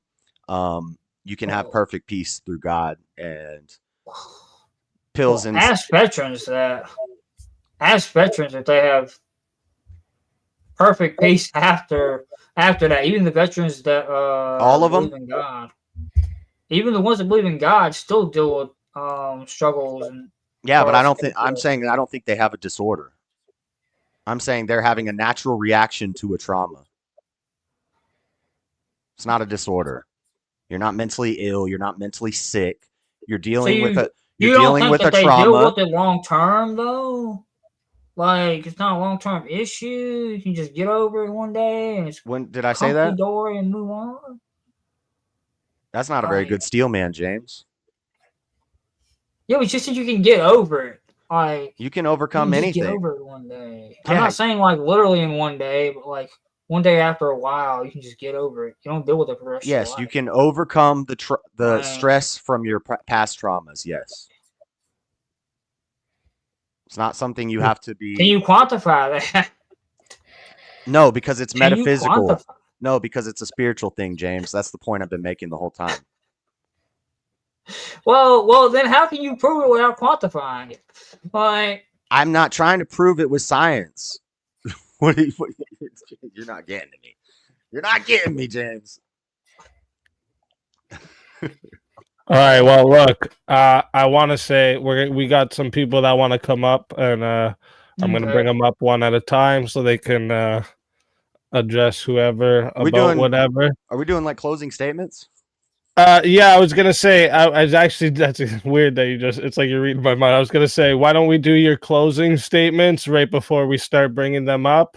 And I want to say too, before you get into your closing statements, you both impressed me tonight. This was actually like I anticipated it to be good, but like this was way better than I anticipated. So good job to both of you. So yeah, but if you want to get into your closing statements, JS, you went first on the opener, so you'll go first on the closing, and then James or the opposite. Sorry, James will go first, and then you'll have the last word on the closer. All right. So James, if you want to give like a little closer. Well, I think my opponent basically was arguing that we should reform the system, but not necessarily get rid of the system. It seemed like, because it seemed like he just I don't understand how he could think that we should get rid of all psychology. If he could agree that we need these insane asylums back and stuff, man, like and everything, I don't know. Okay, that's it. All right, short and sweet. We'll go over to you, JS. All right, so I don't think James really debunked much of my points. He pretty much just kind of conceded when he said, yeah, the system is flawed, and so we got to tear down the whole thing and rebuild it differently. But this all started because he came on my stream and he said something about having autism and ADHD, and I said, that's not real, James. And I just wanted to know that I was just shit testing him. That's what I do to everybody who comes on my stream. If they tell me that they wear glasses, I tell them, you don't need glasses. That's not real. If they tell me, I've never broken a bone. So if they tell me they broke a bone, nobody breaks bones. That's not even real. So that Autism's real. now I have dislocated a toe. So if you dislocate your toe, that's definitely real. But psychology is not real. If you disagree, and if this conversation, gave you any trauma or any depression or anxiety, you can call BetterHelp, or you can check out BetterHelp. Last little closing point. If you Google, I was going to pull this up, but if anybody wants to see, I can show you later or send you something. But if you Google, when did the National Institute of Mental Health, when was it founded? Google's going to tell you April 15th, 1949. That's not the real date that the National Institute of Mental Health was founded. If you go to the National Institute of Health website and then you go to the National Institute of Mental Health section, it gives you a timeline. 1949, the National Institute of Mental Health was founded on April 1st. The greatest April Fool's Day joke in all of history. That's it. Boom. Oh boy, you gonna tell me call? Well, listen, that is the conclusion of the debate part, guys. Okay, and we're gonna start bringing up callers here one by one. If you want to get on, hit the link, and we'll get you on. We'll do this for the next 30 minutes or so, and then we'll go over to the after party. But first caller, we have Chris Lestrange. What's up, gentlemen? What's up? What's up? Very well done with the debate. I'm proud of you, boys. Thank you. Yeah. So now I'm here to smash you both. JS, firstly, I want to find something out from you, bro. So can we study behaviors of animals, migratory patterns, things like hibernation, how they mate, mating calls, all of these things? I mean, we can observe this, right? Yeah. Right. So then Coldy actually brought it up before me with regards to PTSD. Can you experience a disorder that is lingering? You said to James, you can get over it, but you can get over a lot of diseases, dude. That the getting over something has nothing to do with whether it's a disease or not. So can you, even, let's say not even as there's no bomb shock, there's no nothing, your child experience horrible things, that mental condition then attributes to night terrors, which is a real thing. You can vomit, you can start sweating, baggy eyes, hair falling out. All of these symptoms that are very physical can come from a mental illness, dude. A spiritual illness. Yeah, I agree.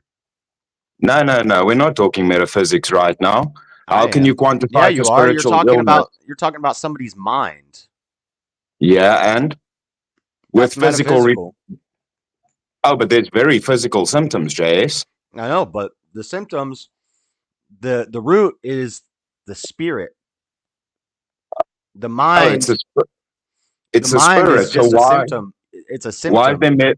Why is there very effective medication for PTSD, namely psychedelic mushrooms and MDMA, that overwhelmingly prove very good results with veterans? Yeah, psychedelic if mushrooms it's just a spiritual illness, why can medicine improve upon this? Psychological mushrooms are a great cure for any sort of depression. Take some mushrooms. Take some ketamine. So you're conceding to my point then? No, I'm saying that it's a spiritual trauma and that human suffering is natural and we should gain strength through our suffering and we can overcome these things through God and not through a fake science of the mind or some pills. Well, you just conceded that you can, through medicine, overcome these things. No, you can. So which one is it? You can bandage something.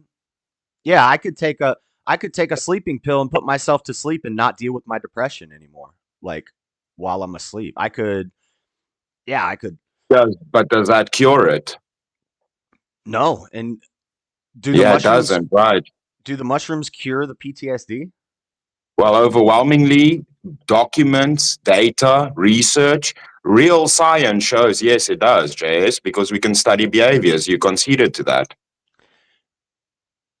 we can study behaviors in animals. We have no idea what they do other than survival and instinct. We have no way to analyze an animal's thoughts or consciousness to see why they do what they do, other than Yeah, but surviving. you can physically see if somebody's got a mental illness. You can see if somebody's crazy. Earlier in the debate, you even conceded that gender dysphoria is a mental illness. Well, yeah, they labeled it a mental illness. Well, you said it's a mental illness. So the thing is, though, we can physically see the results. I've been of doing a lot of PTSD. quotations. I'm using the words that they use to explain this. I think gender dysphoria is a spiritual trauma. Yeah, but like I said again, so if you say it's a spiritual thing, why does medication take it away? And again, Well, you would have to a prove. lobotomy will take it away too. Yeah, that's not really a medical treatment, right? That's an operation. It was a medical treatment. Well, that's not medicine. That's a fucking operation right there. I mean, And a medicine is that a takes chemical out the mind compound that affects your completely. brain in a certain way. Okay. Well, This is I just won't be too hard on you, JS. Let me smash James quickly. all right. James. Yeah. So with regards to psychology, right? Like JS hit on it a little bit. If can things exist in the sense of coming from an outside source that influences a person that is not technically a disease? I think from a biblical point of view, that spiritually, that you can have, intrusive thoughts.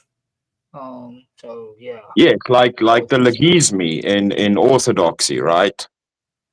I would guess so. I've not studied enough orthodoxy yet to be sure on that. Yeah.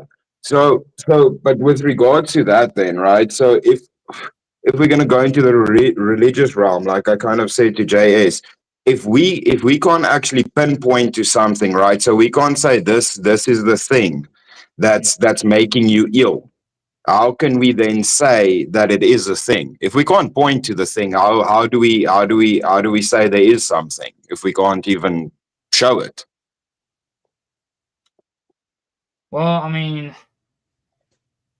there's a lot of things you can't quantify, but people do believe in them. Things like God, for example. I mean, you can't really quantify God. I mean, I keep going back to God, but that's like in angels and stuff. You can't really quantify it, but you can believe in it. It doesn't necessarily mean for sure.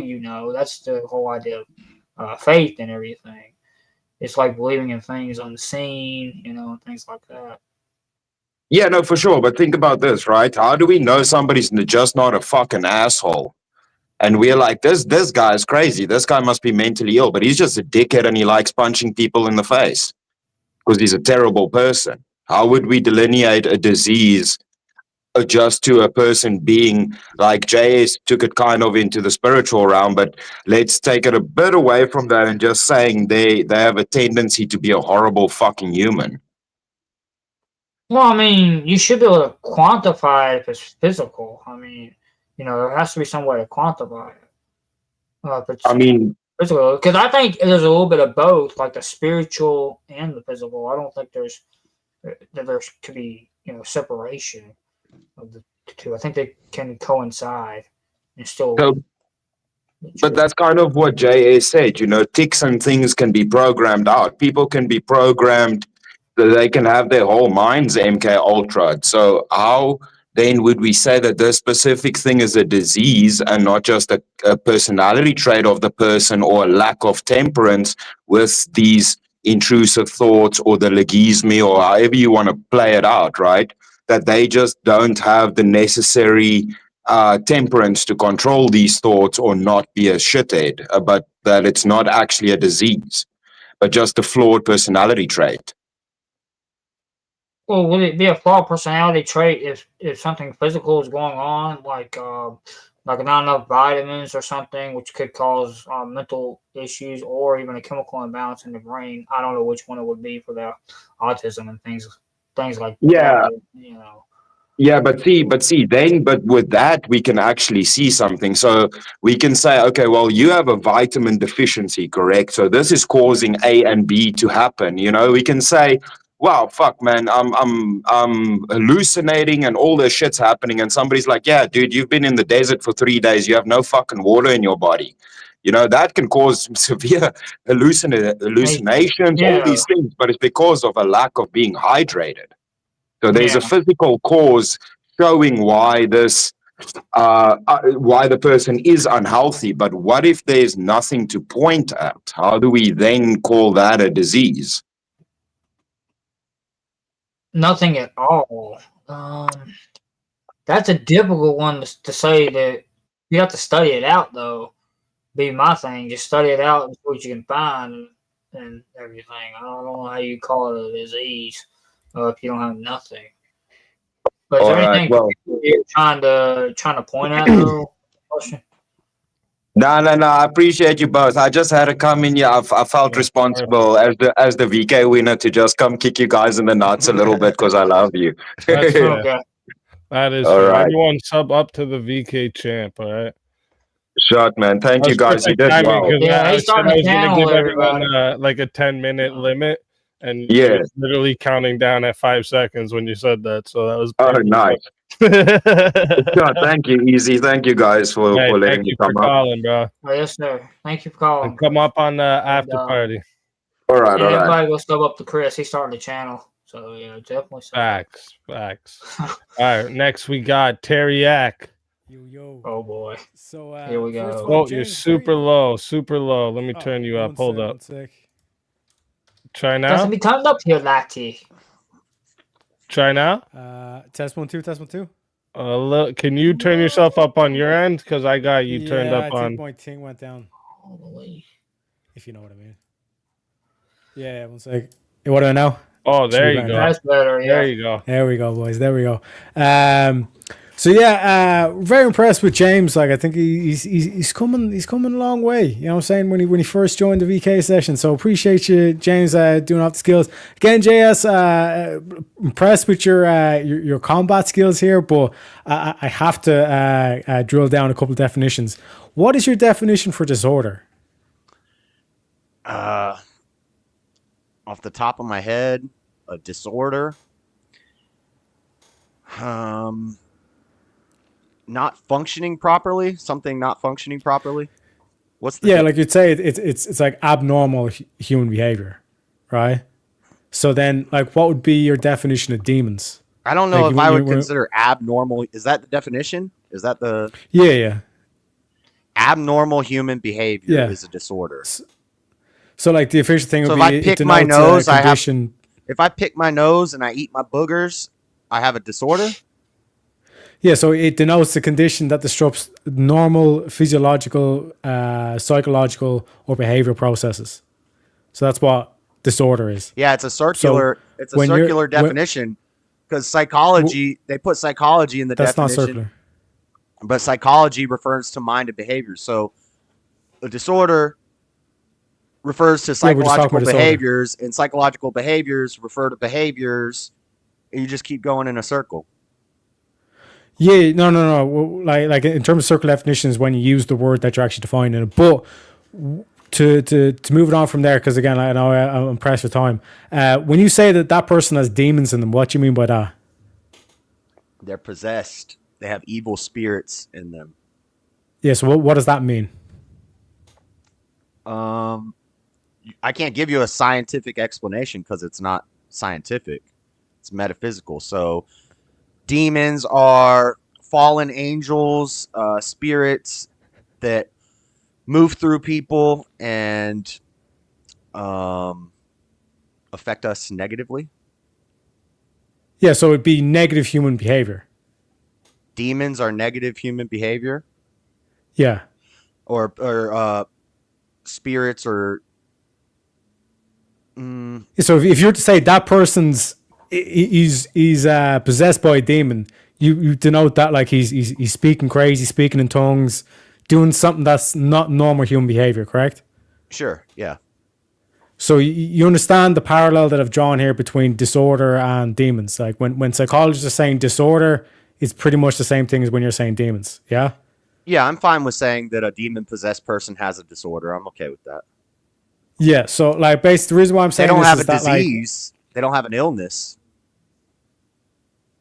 yeah, like we can get that in a sec. But what I'm saying is that like, because And it's not mental. there's kind of like there's two aspects to it where it's like James I think could have done a better job in terms of kind of like solidifying the case with a couple of examples. But you do bring up an interesting point with like the whole kind of gender dysphoria and all that kind of shit now, where I think they've gone too far, where it's like, you know, it's not only can you not step into the same river twice, it's you can't even step into the same river once because your atoms in your foot are changing and all that kind of shit. Do you know what I mean? They've basically kind of gone too far in terms of that. We've also seen that the political spectrum, all that kind of stuff. But when you kind of make the claim that like all of psychology, you're throwing the kind of baby out with the bathwater and say all the psychology is just it's a fugazi, it's a myth and all that stuff, you kind of put us in a bit of a dangerous situation, because then it's like, for example, like schizophrenics. Like are you saying that schizophrenics, that's just a myth? I'm not. I haven't done enough research into schizophrenia. I don't know if that is actually a physical defect in their brain. But like from meeting and talking with schizophrenic people, I think like my friend, he was over here last night. He's very schizophrenic, and he says psychology is not real. He agrees with me completely. He knows that it's because of the way his mother raised him and the stuff that he went through as a kid, traumas throughout his life, that his mind is gone. But it's not a mental illness. It's due to spiritual traumas throughout his life. That's the root. The mental problems are a symptom. The root of the problem is trauma throughout his life and spiritual things. And I think that's the case with everybody. The main thing with like schizophrenia is that it's like we can like you put it into kind of like baskets, or you put it into kind of like the like these kind of like groups, so it's kind of easy to kind of separate between the two. Because again, in terms of like there's people that have, let's say, childhood trauma, and that is that can be cause or kind of stir into the whole schizophrenia. But it can also be genetic. There can also be biochemistry, like imbalances in the neurotransmitters like dopamine and glutamine. It can also be your brain development as well, which you can track like in terms of like the prefrontal cortex, the limbic system, things like that as well. But like when we're talking about like schizophrenia, like in its kind of totality, we're talking about like hallucinations, like full blown like delusions, like thought disorders. Like they can't have like a straightforward conversation. Like they're basically like they'll be talking about, let's say, schizophrenia, then they're jumping on to talking about the carnival and the circus and all this kind of stuff. It's like, what the fuck? Like I thought we were talking about schizophrenia or whatever. So it's like there's a lot of these kind of things that it's like when we kind of say it's like, oh, it's all fugazi, we all throw it out, then all of a sudden then like we have no kind of outlet to deal with these conditions that are already kind of like well tracked in terms of that as well. And like when we're talking about like treatments, like there is medication like antipsychotics that they can take that do help with the condition. But an interesting thing that James brought up as well is like there's kind of like nutritional deficiencies and all that kind of stuff that this can kind of be caused by too. But once you kind of like eliminate all these kind of like dietary stuff and they're still kind of having these symptoms, then you need to kind of have that extra layer of medication so they can kind of like deal with the day. Because if you're getting rid of the asylums and then you're getting rid of the medication, you're getting rid of the whole profession, then like my main question to you would be then like, what do you do with the schizophrenics that are unmedicated? So we couldn't just like abolish psychiatry and psychology. We would have to sunset it. Like that would be horrible if we took all the schizophrenic people off their medication at the same time. That would be a horrible idea. That would not be good, because the medications, all they do is just suppress certain parts of their brain. Like that guy, for example, and it's not anecdotal because I've seen this a lot, and a lot of times they're just basically shutting off a chunk of your brain, and these people walk around like zombies. If you take the meds away, then they end up pew in a school. Like that would not be good. So we would have to. There's always going to be human suffering, and so there's no way to get rid of it. But the answer is not through science and psychology, is what I'm saying. The answer is spiritual, and that's how. Yeah, but if it, but it could just be you're that get rid of it all. That would be a bad idea. but what it sounds like you're saying is like, okay, it's like we can just get rid of the psych meds, the psychology, all this stuff, and just bring all these schizophrenics into the church and sing a bunch of hymns, and it's going to be okay. Is that what you're saying? Yeah, you couldn't just do that in a day. That would not work out. Your churches would all be on fire. Yeah, like that's what I'm saying. It's like, because like you see the kind of the problem there, but it's like you go from that to like saying that like psychology is a myth, but you seem to recognize there is something to it. Well, if it's not like 100%, because you know what I it's impacted society so much that we've all kind of become dependent on it. So you can't just get rid of it. It's like it's the same thing with like voting. If I say certain people shouldn't be allowed to vote, we have to work with the system we have and make slow changes. You can't just abruptly end it. That would not work. So since we are currently dependent on it, we would have to slowly move away from that.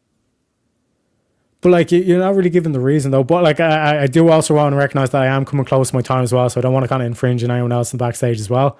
But like in terms of the whole kind of stage, like if we were to kind of say like the repeal the 19th or whatever, in terms of the voting things, like we could easily kind of like just switch that to the next day, and then we could have even kind of like retroactively like work back from, because like you can kind of look at based on the polling data, we would have had like a better presidents, at least in my opinion.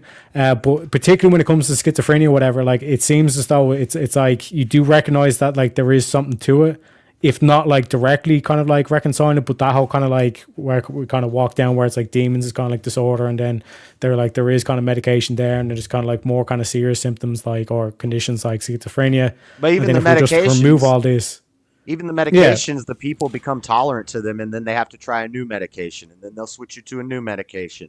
These medications aren't curing the schizophrenia; they're not solving the problem. It's just putting a Band-Aid on it. It's not a cure, but it is a treatment. Yeah, and like you mentioned there as well, it's like at least it's a better treatment than like because like you kind of saying there, it's like just bringing them out to church ain't gonna. Yeah, a lobotomy is a treatment. Like, yeah, we can just remove half of their brain. That's a treatment too. Like that's like saying like death is technically a treatment. Yeah, I know. That's the point I'm making. Yeah, I was gonna go there too. Yeah. But like you were kind of saying there, it's like given the option between the antipsychotics or the church. You were saying no, like we can't just kind of like just bring them down to church. Like you're saying that it's a spiritual issue, but then you're also saying no, we can't just take away the drugs because our culture is so screwed up with the drugs. How come we have more mental illness? The more psychologists and the more medications and the more diagnoses we get, shouldn't the number of mentally ill people be going down if we're making all these improvements in psychology and all these improvements in medicine? Shouldn't we have less mentally ill people, but we have more? Yeah, but I'm giving you a specific thing of the schizophrenia. Like we can like I already kind of like mentioned that in the open part where I was like, yeah, no, like this whole kind of gender dysphoria thing, like that's like something that you literally can't prove. Like there's a reason why they call it gender affirming care, because they're basically telling the psychiatrist you have to affirm their gender, otherwise you lose your license. Do you know what I mean? Right, whereas when we get to the thing like schizophrenia, it's more serious or more kind of like well documented, and there's actual medication behind it. But yeah, I don't want to take anyone else's time. Yeah, that's appreciate coming up me up right there in 10 minutes. But yeah, thank you for calling in. I appreciate it. Yep. Thanks, Come up to the after party. I'm sure these arguments will get further in there. Thank you, little Lucky Charms man. Our next caller up here, we got Mr. Mosman. Hello, can you hear me? Yes, sir. We can hear you. I'm going to try to go through as much as I can, as quickly as I can possibly. I wanted to make, first of all, a note that you guys, you did a good job. However, there were times where the other person, there was maybe some confusion or something about what the terminology is, and so I'm going to go into some categorical errors that have been mentioned. But I want to say that James, if you would have asked a similar question to what Teriak just asked about the spiritual care, you saw where Josh kind of doubled. He kind of had to come back a little bit, and that to me is an acknowledgement that some of these things you can't just do that, you know. So Yeah. but so categorical, some definitions real quick. First of all, disorder is something that's a chronic condition that you have. So for example, I have Addison's, which is a chronic disorder. I will never get rid of my Addison's. Yeah. Illness is when you get sick, right? And it's a temporary thing, right? No, it used to be. Now illness is of the mind too. So they've changed the definition right, of illness. but that goes back to the issue, which is the issue psychology. The other categorical error I want to start off with is, and I have to just give Speakeasy a little jab here, but as the token, and Farney knows exactly what I'm talking about. As a token fan, J.R. Tolkien, I gotta say that myth means traditional story and not necessarily fabrication or lie. But anyways, yeah, I think we were just trying to come to a good title for the debate because I know it works. Don't get me wrong. Yeah. But again, this is me. I mean, but I was going to start off by saying, JS, would you go if you have a broken arm, would you go to church and pray about it? But since you just acknowledge you don't believe in broken bones or oh no, I don't. Yeah, I've never broken a bone. So, well, just because you've never done it doesn't. No, it ain't real. Oh my goodness. But I think also the churches acknowledge that both spiritual and physical aspects of this world are impacting humanity, and the churches acknowledge that both there are physical, mental, and spiritual issues, and to kind of pick one or the other is kind of a disservice to the whole issue, in my opinion.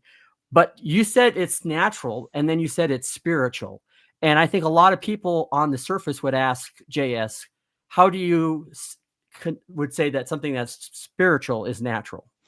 I'm not meaning secular naturalism. I'm talking about natural as of God.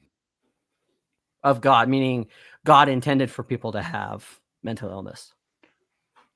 No, God intended for people to suffer and to struggle. So that was intent. His intent was for people to suffer. Well, when did he intend for people? What do you define as spiritual the as the reason of how this all affects? What's the spiritual aspect that affects it, besides demonic activity, which you've already amended to? What's the spiritual? Childhood traumas, the way that the world. So we're born into a fallen world, fallen parents, imperfect parents, an evil world. And all of these things work on us throughout our lives, and they affect us physically, they affect us mentally, but the root is our spirit. Our spirit is under attack by the whole world. Every second of every day, we're constantly battling with spirits. So wouldn't the best position to be to say that that psychology, because it has its flaws, it has, and I asked that question about whether or not how we're going to categorize psychology, because things like clinical psychology and cognitive psychology, which stem from the Freudian type of psychology, psychoanalysis, is completely different. Behavioral psychology actually has gone against that, and so and that's interesting that James talked about behavior, because to me, I have read a couple of books, and one of the ones that has been really interesting to me is this doctor talking about how 80% of autism is actually narcissism, and it's a behavioral defect.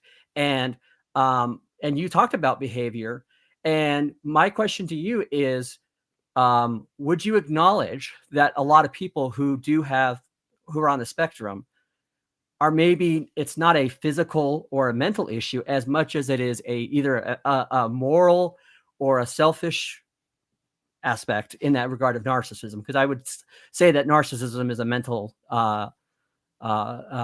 it's a mental disorder it's a moral disorder of some kind. You know, it's a moral lessening. So what would you say to that, James?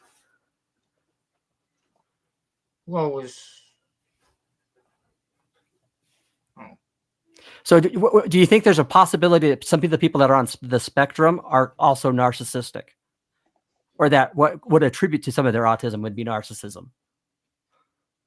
Well, was that to me or JS? That's to you, buddy. Okay, my bad. You're good. You're good. I would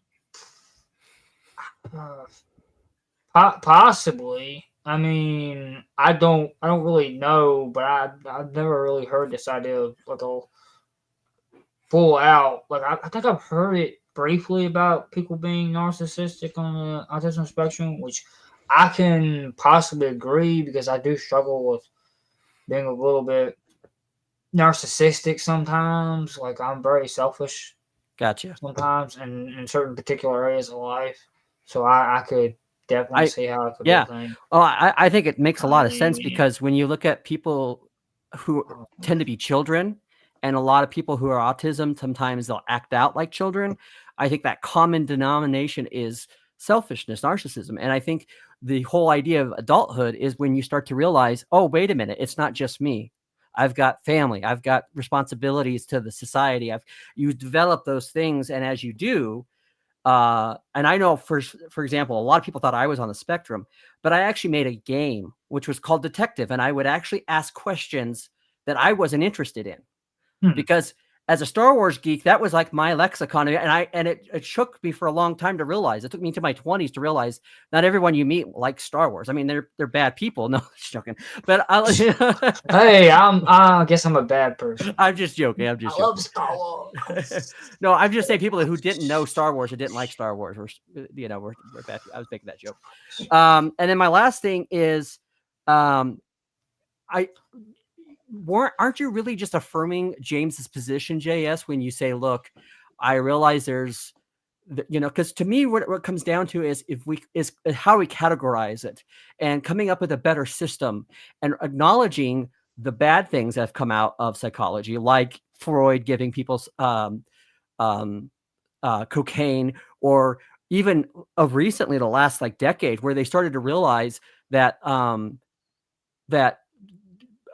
like antidepressant drugs don't actually work on people of clinical. They have no effect on people of clinical who are defined as having clinical depression. So if we can actually make a system of how we could address when it's a spiritual issue, a physical issue, or a mental issue, isn't that really the best way of dealing with this going forward? And for kind of acknowledging that maybe these things are there, James kind of mentioned that. He talked about how there needs to be reforms. And that doesn't necessarily mean that people who have mental issues or have legitimate issues that are caused by things, because here's the thing. We know that trauma causes changes to your brain. I know you don't probably believe in x-rays or whatever, but they've done or MRI or whatever, or it's MCATs or whatever, but X-rays MRIs or whatever. Fake, dude. There's no way. But the other thing I was going to ask you too on that is, we also know that there's other aspects to this as well. We know when people get heart transplants, there's changes to their heart.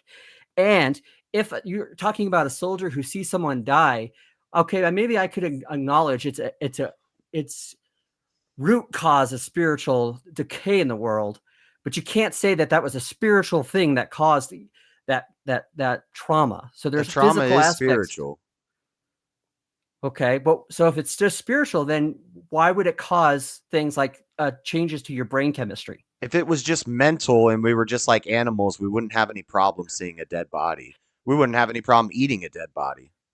All right. Well, that's all I have to say. I know there's a lot of stuff. I just wanted to kind of give you a fast and furious on that. So I'll step down. Thanks, guys. Well, thank you for calling in.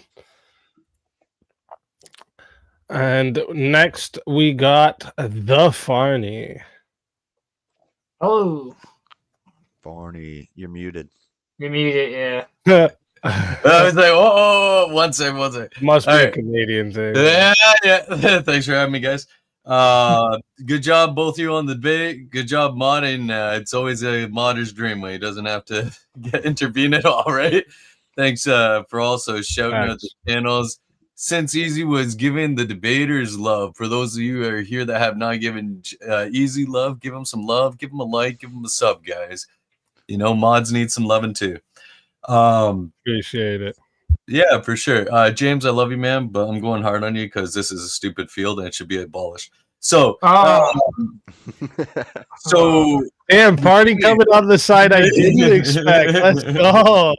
So, to address what Mosman just said, well, why would it have mental effects on you and such? Well, even Eastern Orthodoxy acknowledges the fact that if you do something such as a lesser of two evils, and one of the evils that you do needs to be done, it still has damaging effects on you. So there is still an acknowledgement in Christianity that there is actual ramifications for doing sin in this world or having sin done upon you, such as the fact that you don't inherit the sins of your father, but you do inherit the consequences of their sins. In addition to this, I know I'm going for you guys, but Mosman, it can never be reformed because by its nature, it is a secular field and it is not even allowed to have religion, which goes to my first point. And these are all to you, James, so get ready, buddy. So literally their view on mental health is what is healthy is a subjective view because they don't even believe in objectively good or bad. They believe in subjective good or bad. So how could they ever have an objectively healthy view under a secular system?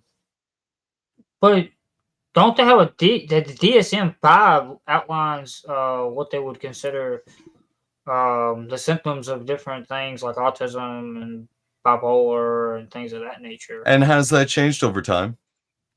Yeah, of course, as That's they why study it's And fine. is it more. so? and Would it be everything. good that it would change? Like it would be safe to assume it's going to change in the future as well, right? Well, if you study something, it's obviously going to change. Like So how it's you never view going to be something. objective, correct? It's going to It will be based eventually be on the subject. objective once you That study. that's it. assertion without any evidence, correct? Well, you can do a lot of assertion without any evidence, though. Yes, That you doesn't can, and it doesn't work, man. really mean nothing, though. It Yeah. doesn't mean that So it can't be objective. Like, if the worldview that they're using is a worldview of subjectivity, is it not safe to say that they will never be able to do the objective because it is literally not a tangible thing? Like JS was saying, it is a metaphysical field, so it can never actually be objective from their worldview it. How can it not ever be because it's objective in their metaphysical. worldview? They don't believe in moral absolutes, for example. They believe in subjectivity. Well, that's why you have to reform it and change it, and then give them more absolutes. That would That's what I'm require abolishing the field because the field is secular by nature. You'll understand perhaps when we go on, But not all psychologists are secular, though, are they? Most. it doesn't matter what they are because, and this goes into my second point, I put them in good order here, so don't worry. So as a professional in the field, you actually cannot use, whether you're creating the criteria or being in the at the macro level or whether you're at the micro level, you cannot use Christianity from the stance of their field. That is one of the reasons I never went into therapy, even though people told me I should be a therapist. Well, You are banned from using it. couldn't you still use the moral principles though of Christianity and You would other have to things? somehow ground it in their secular worldview, which is impossible because Christianity makes absolute claims about objectivity when it comes to things like morality. But couldn't it be reformed to actually have these Christian, morality points that we would believe No, in? that's why I obviously? started with the beginning statement, is for you to understand that the whole field is a rejection of Christianity. It is based in secularism. They rejected it based on someone. Yeah, but based on how they set a standard, you can reform the standard, though. No, because that would now be introducing elements of Christianity, which would alter the field entirely. Because the field is working from a framework which rejects the idea of the spiritual aspect. So you're saying that mental illness is purely just physical? I mean, spiritual, not physical as well? Not both? I'm not necessarily saying that, but I'm saying the field of psychology and therapy is a secular field that bars Christianity from having any sort of influence on it, where it's using it kind of thing, where it's saying the reason I'm having these boundaries is due to Christianity. But why can't you just simply reform it, though, over time? Because it may not necessarily be literally, a day one thing, but you can reform it, though. because it doesn't even make sense with their worldview. They don't, like he was talking about with the idea of Freud and all that. That was all based on secular ways of looking at things. That's not based on Christianity ways of looking at things. So if you're denying, go ahead. Couldn't it be changed though through time?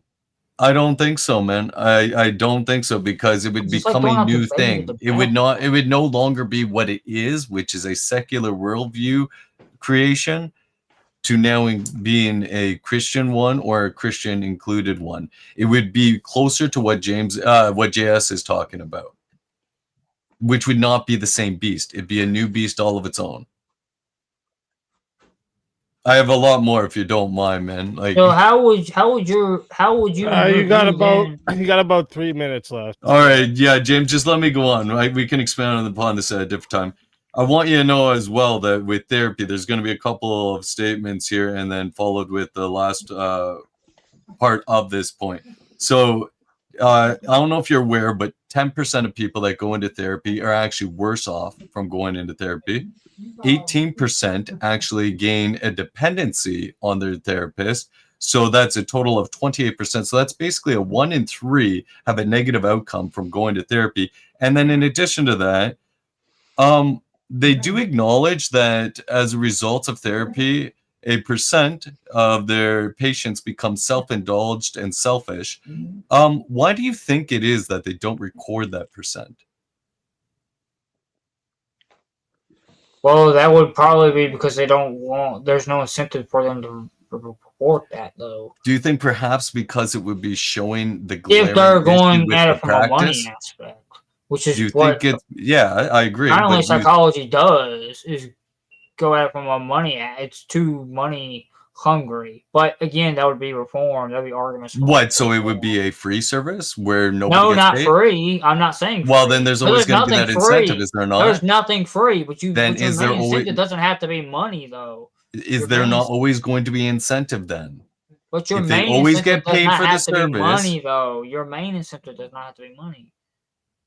There's an incentive. People want yes, money, correct? The average person wants money, correct? But again, it doesn't have to be your main incentive, though. It doesn't matter. It will always be an incentive, and therefore they'll always have an incentive not to point out the negative ramifications of the practice. It doesn't have to be. All right, we'll move on to the next one because I got very little time.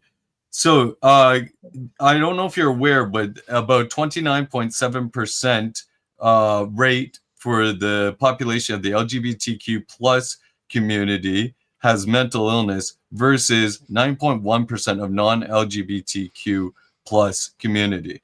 So there's roughly about a 20% difference. Now, why does that matter? Is because I don't know if you're aware of this, but did you know that a therapist is not allowed to recommend to a patient that they stop that LGBTQ plus lifestyle? But again, that can be solved through reform, though. And that's fine that they. It cannot be solved through reform because literally they believe that it is actually harmful through their purview. They can reform it, though. I mean, it's sad that they do that now. They believe it to be unethical, James, because that is the foundation of the field. It is a fully secular field. But it doesn't mean it can't be changed. The foundation yes, it does. Because if it became more of what you're arguing for, it would be closer to what JS is arguing for than whatever the hell you're arguing for, which is closer to what this is. It cannot be this weird mixed thing. How did you get that out of my whole entire debate with JS? How in the world did you get that I'm arguing that it should be completely secular? No, I'm saying when you stop being the secular one, it no longer becomes the field where you're talking about it this way. It becomes the field that JS is talking about it. I probably only have 30 seconds. Actually, that is about how much time. Yeah. So we need to reform it and be closer in alignment with God's morality, but not necessarily. I agree, which goes to JS's. I never agree with this guy, but I'm sorry, James, man. Was that it has to be reformed. Well, then you conceded the debate to JS. No, I did not. I love you, man, but like, general, period. I never believe in getting rid of psychology. Let's All right. reform Why do you it. believe in getting psychology? Thanks for having me. I don't want to take up any more time. That's I Thank you appreciate for it. calling in, James, I Barney. hope you don't mind me coming in so hard. I love you, man. You did your best to answer, and I hate this field, and it needs to be abolished. Love you guys. No, it doesn't need to No be. problem, Farney. Respectfully, no, it doesn't. Farney, come on up on the after panel. So we got next in line was Mana Reports. Welcome to the show. Hello, can you hear me? Hey, Yes, what's sir. up? James, I'm surprised to see you awake, man. What's up, my brother? Nice to see you today. Yes, sir. You too, sir. Welcome to the Nice, show. nice. Hey, JS, nice to meet you. First time we meet. Hopefully, we'll debate soon. I just want to go ahead and dive with, on everybody. Melanie, I'm going to get you. Accept a debate with me. Any topic you want, I'll debate you any topic. Let's speak easy mod it. If you're a furry enough, you would accept the debate, Fur. Now, Farney is actually secretly based. He's trying to argue that it's subjective. Psychology is a subjective science, and I'll prove it to you. And this is my whole argument. Psychology in the Middle East does not have the same, for example, pressure on prescribing medication, pressure on the same results and the same outcomes as the psychology in the Middle and the Western. East, and basically the outcomes are totally different. Like there's still psychology in the Middle East, but it's practiced in a different way. They don't prescribe as much medication as you guys have. It's total subjective science. Do you have anything to say? I thought you were. But I think that would be because of the culture, though. Arguably, the culture is a lot more. Exactly, you're right. So influential on why that is, because it's very religious culture. Well, let me prove to you that psychology is subjective. Let me prove to you that psychology is subjective. By the way, I thought that you guys made a really mishap by not bringing any numbers. I feel like Farney is the only one that brought any numbers in here. Let me prove to you that psychology is a subjective science and doesn't actually lead to any beneficial outcomes. That's what Farney was trying to prove to you, James. James, did you know that the University of South Australia believes that the exercise is 1.5 times more effective to fight depression and MDD than the major prescriptions and let me read it for you, the major leading medications and counseling? Well, that's the thing. People keep going to medications, and I don't believe in medications either. Then let me explain to you that the major depression disorder, according to the NCBI, which is the National National Center of Biotechnology Information, major depression disorder, MDD, is most commonly treated with antidepressant medication, where second-generation antidepressants are the most commonly prescribed drugs. However, many patients do not respond to antidepressant medications or experience side effects. By the way, also, I know. I've been on medication myself. So first of all, prove that exercise is more beneficial than medication, but medication is being prescribed more. Second, increase evidence that placebos are just as effective as your major medication, which creates an issue for you. It's actually, basically, I'm lining up for you why your science is not a real science. Now, I will give you the conflation. You're thinking about neurology, and that's what Teriak actually conflated. Neurology is the science of objective neurons, objective actual conditioning of the brain, the chemistry imbalances, hormonal imbalances. That's neurology. But that's where I agree with JS. Psychology needs to be abolished in farming. Go ahead.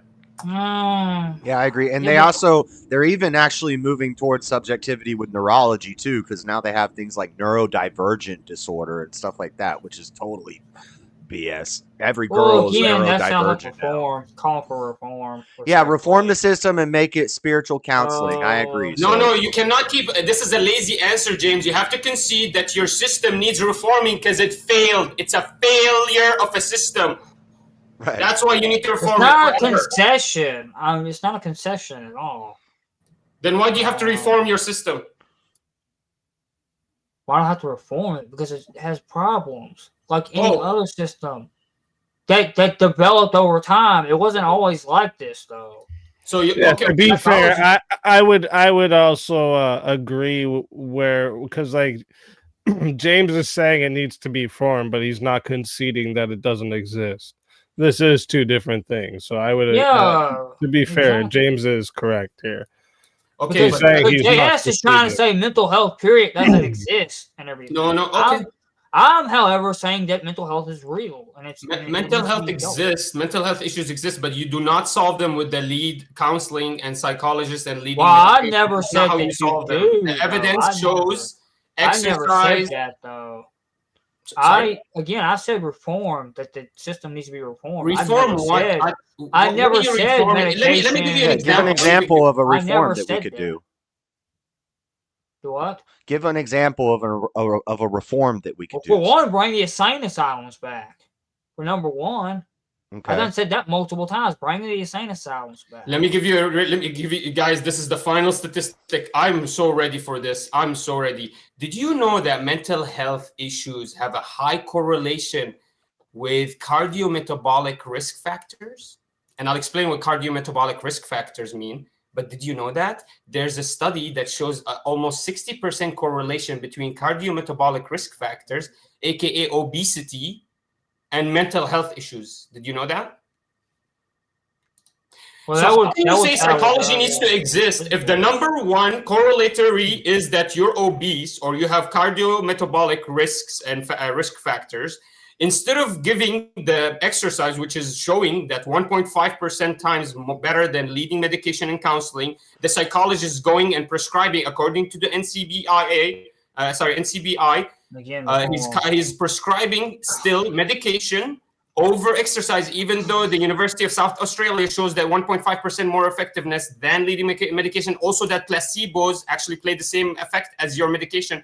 Therefore, how can you say that psychology needs to exist? Wouldn't you say actually gym trainers should exist better?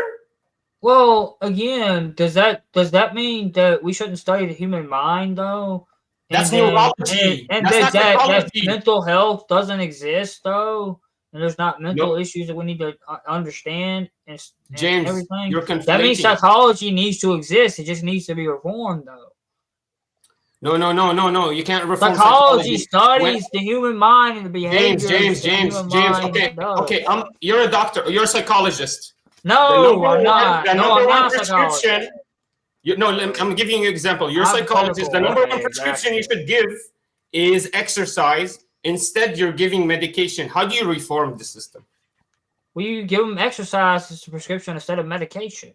Then you don't need psychologists anymore. You need counseling. Yeah, you do, because you need to know what's somebody that moves you from one phase of life to the other. You need supporting programs. You don't need psychologists. James, you don't need psychologists. You need supporting programs. Are you saying autism? You don't need to diagnose people that have That's autism. a neurology issue. He needs to take. That's psychology. A neurologist who can actually bring chemical balance back. Diagnose them, sir.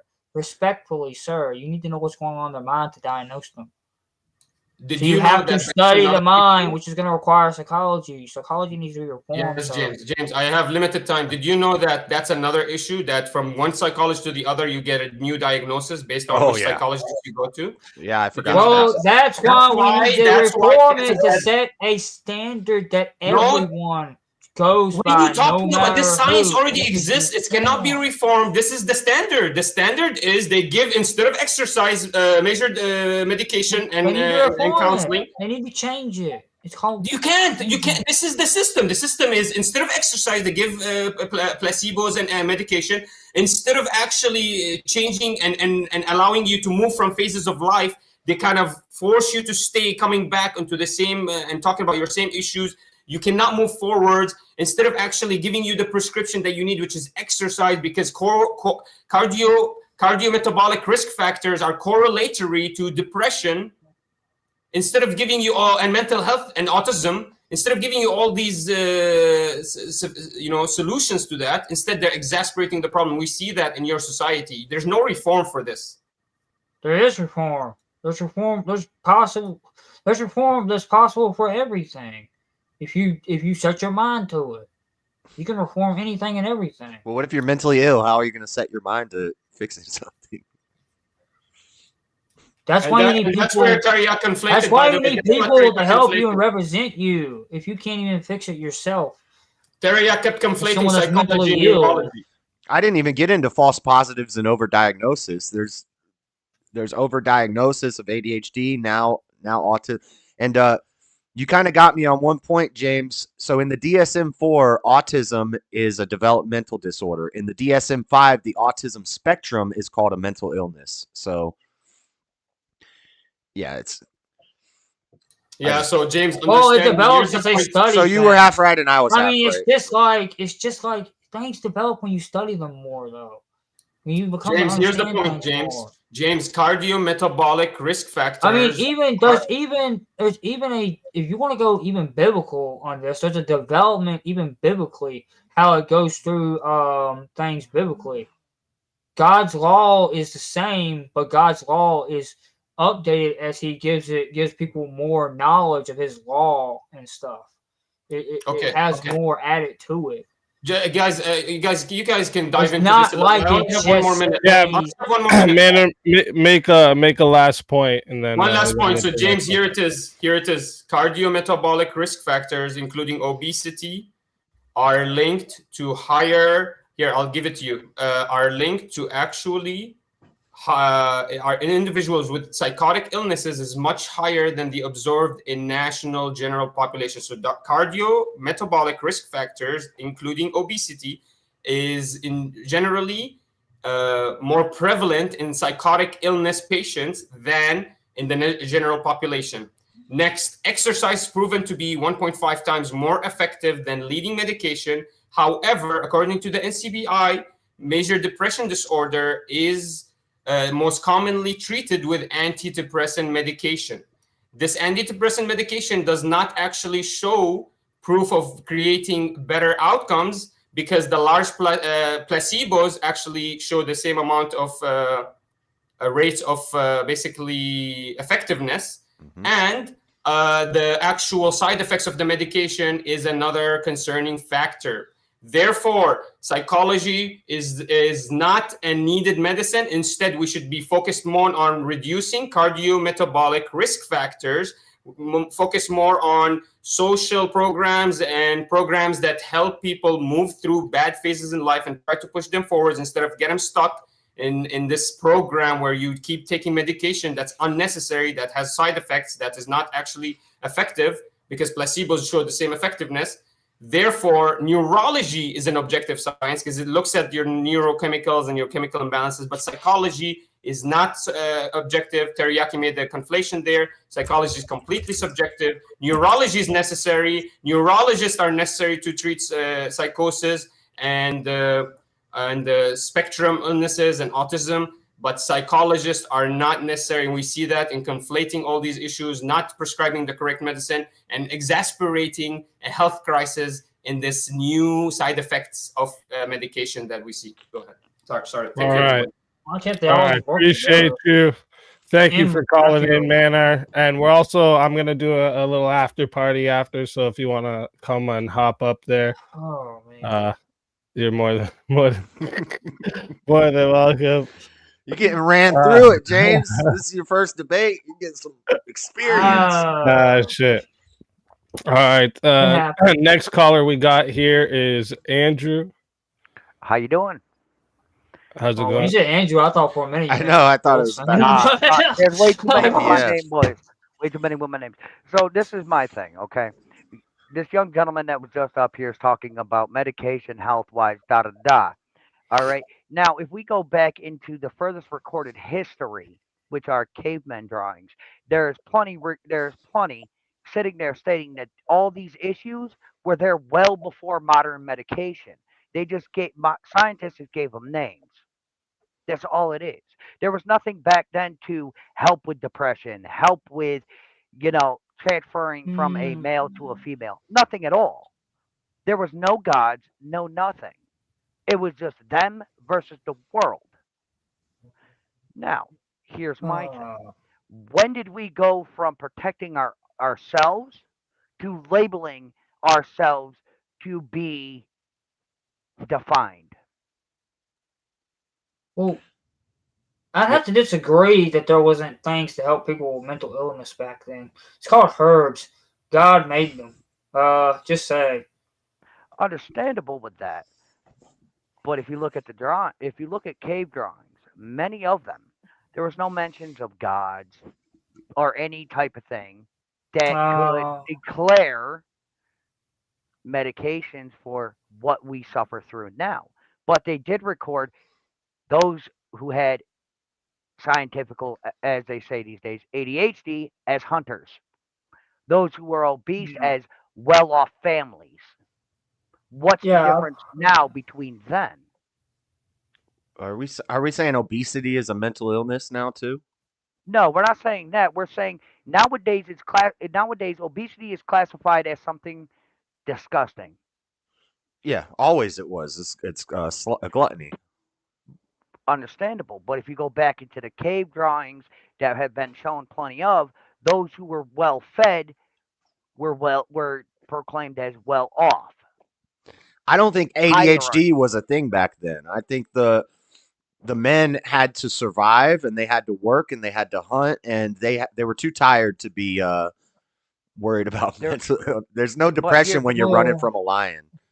but here's the thing. There's yeah, always been these mental health, this so-called mental health problems that we have that science has proclaimed names to these days. It's always been through human history. Always. It's just been defined as different names: hunters, warriors, knights, so on and so forth. Never once up until modern history has it been proclaimed as a illness. Right. Yeah, yeah. It's almost like ADHD is the natural state for a young boy. It's like where we should be. We should have trouble focusing and want to burn our energy out and get things done like as men and boys. And then girls are more in touch with their emotions, but now they put young girls on SSRIs because they're too emotional. Girls are supposed to be emotional. Exactly. And yeah, but like I say, with the way the modern world works, though, is that's why these things are a lot more noticeable, though, in the modern world versus back then. I don't think Because it's more the modern noticeable. world's changed But compared to but hunter who gatherer proclaim days. but who proclaims what's a mental illness and what isn't? Is it us Well, as a there's group? Or is it us as a group? Or is it a bunch of top-notch know-it-alls who are Hmm. getting paid to define us and segregate the well, human nature from what we well, are? Yep. who claims that someone has cancer though? What group does that? What group declares that? And what group declares that it is called cancer? I mean, based on that, I mean, that's semantics. I mean, we need a standard, of course, yes, That you keep but comparing you can't physical to say that metaphysical. what group does this, what group does that. It's semantics. The human being has been on this planet for millennia.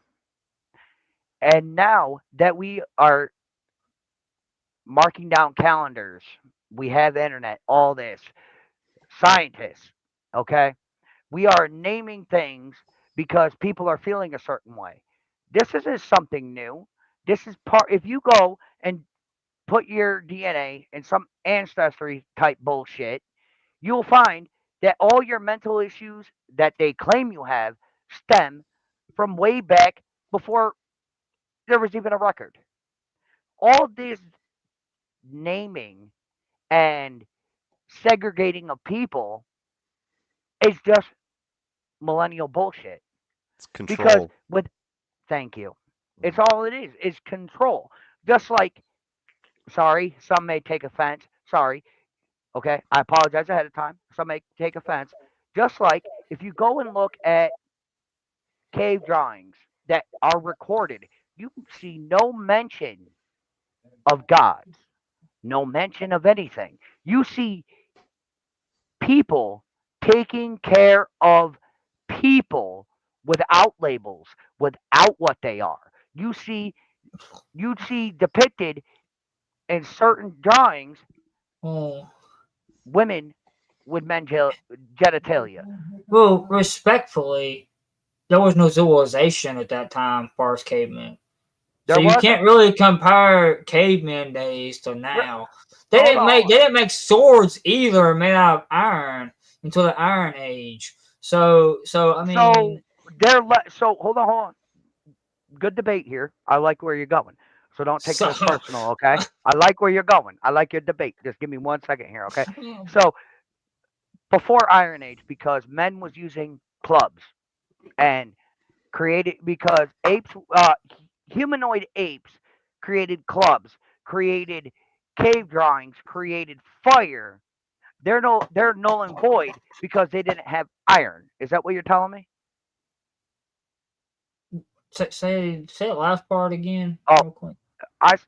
So apes, humanoid apes had drawings, cave drawings. Yeah, They had family.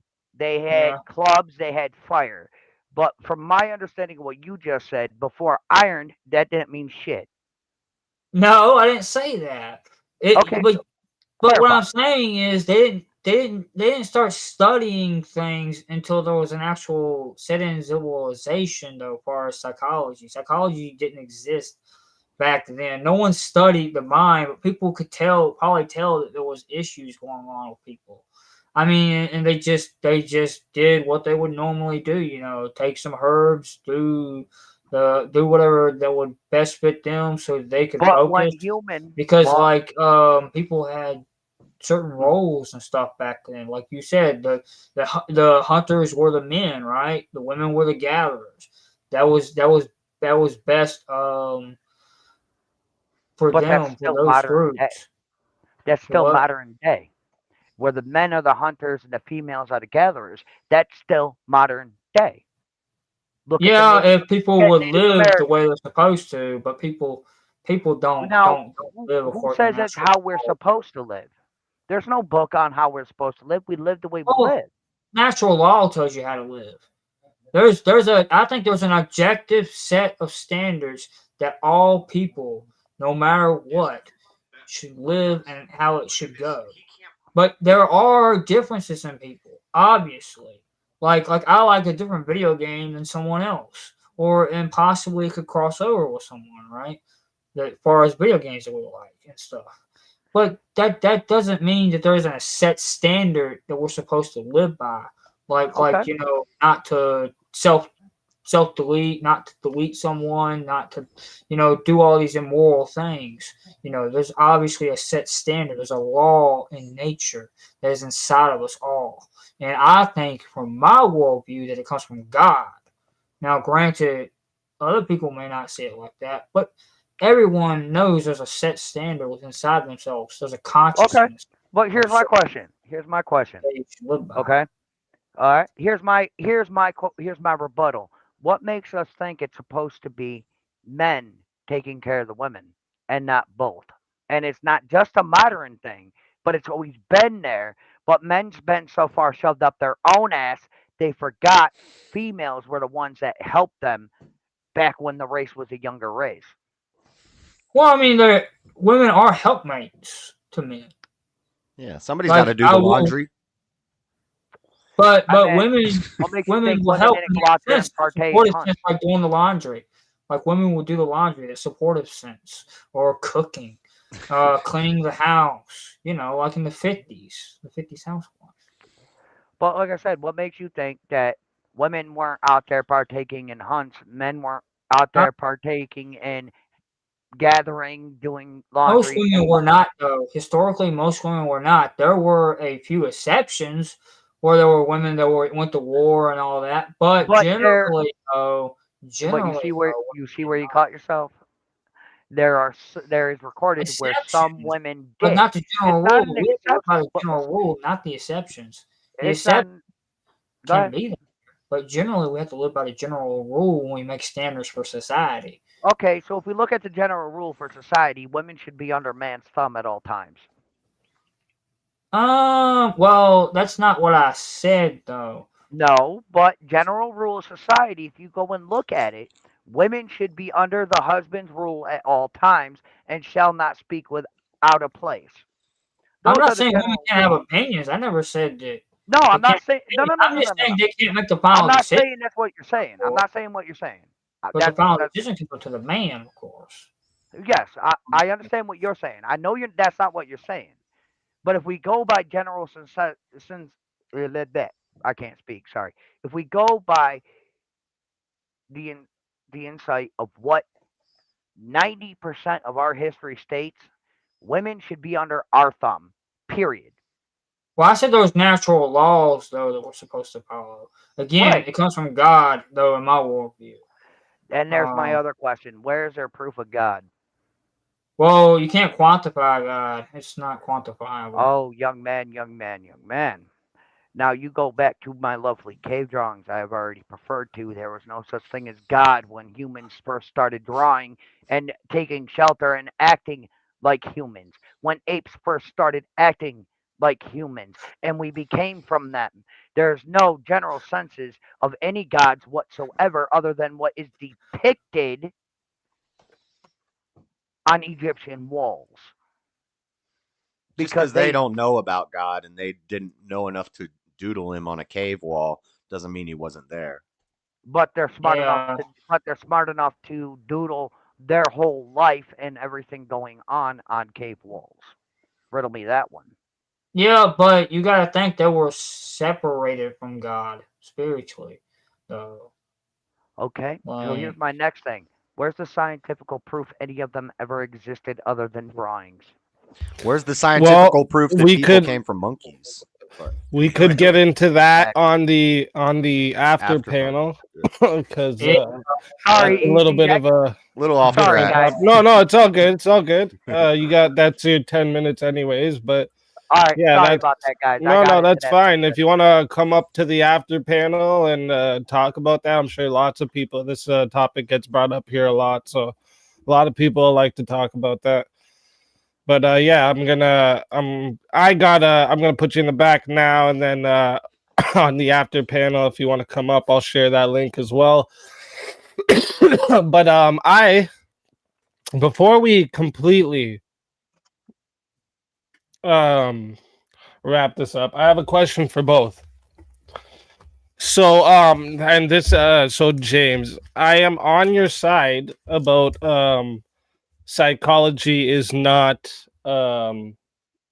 should not be completely abolished. I do agree with you with reforming things and stuff like this, but there's something I am gonna disagree with you on. And it's if depression was a real illness that couldn't be fixed without a medical intervention, why do all the medications, literally all of them, the ones that are supposed to help you with depression, have side effects of self-deletion thoughts? I think if this was supposed to be a help, it wouldn't be a side effect that is maybe worse than you were actually feeling, right? Yeah, and I don't agree with medication. That's the thing. So you'd agree that depression isn't something that needs a medical intervention? I would say it needs a herbal intervention, not a medical medicine intervention. Well, that's still medicine. Herbs are still. Is it? Like my argument is like I don't want to go too deep into it, but I have this thing where I call it the 11 heaven questions, and basically if you can't answer yes to all those questions, that's your reasoning that you're feeling in a down mood.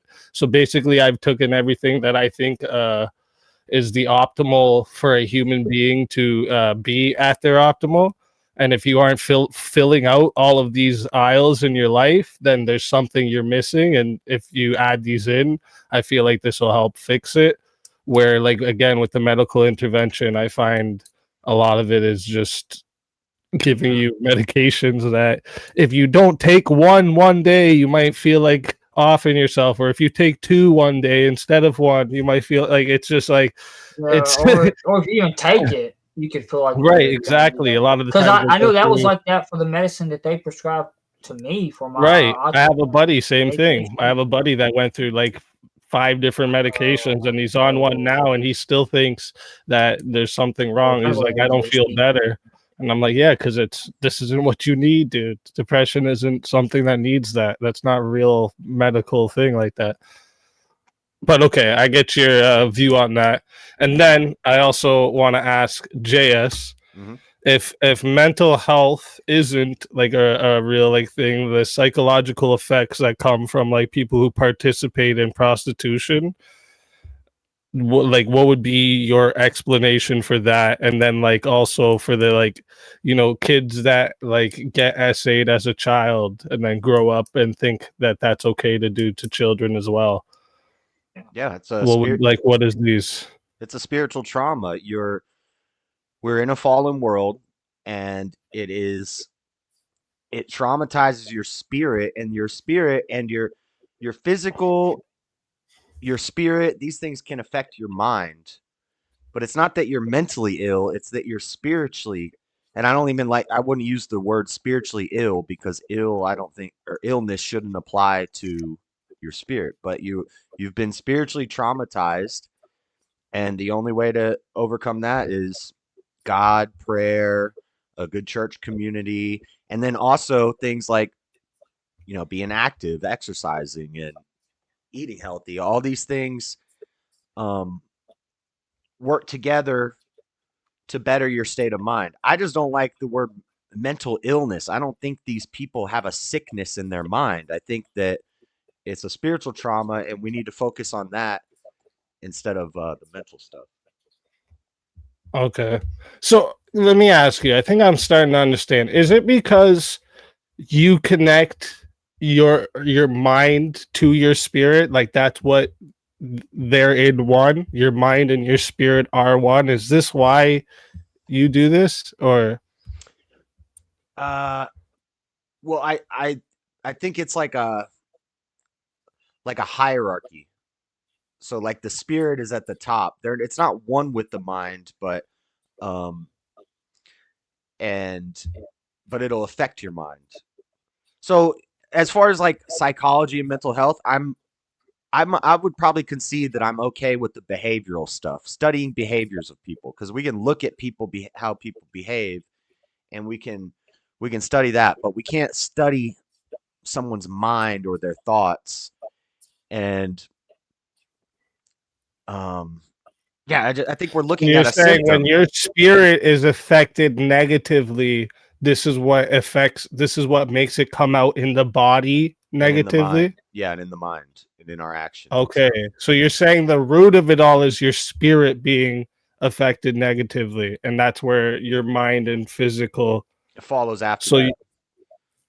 Okay. So if somebody has a mental problem due to something that, how they were raised, it's not just your parents, but your parents, how you were raised, your friends, all these things, they affect our spirit, and then that leads us to how our mind works. And so if we say you're mentally ill, we're addressing the wrong thing. We're addressing a symptom of the problem instead of the root of the problem.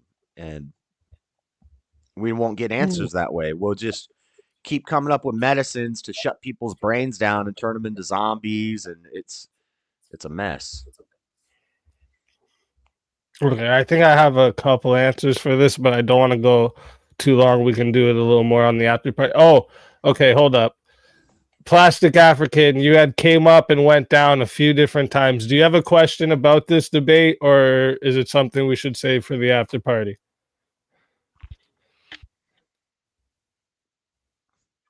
Are you there? Does he know he's up? I don't hear you. Yeah, we don't hear you, bro.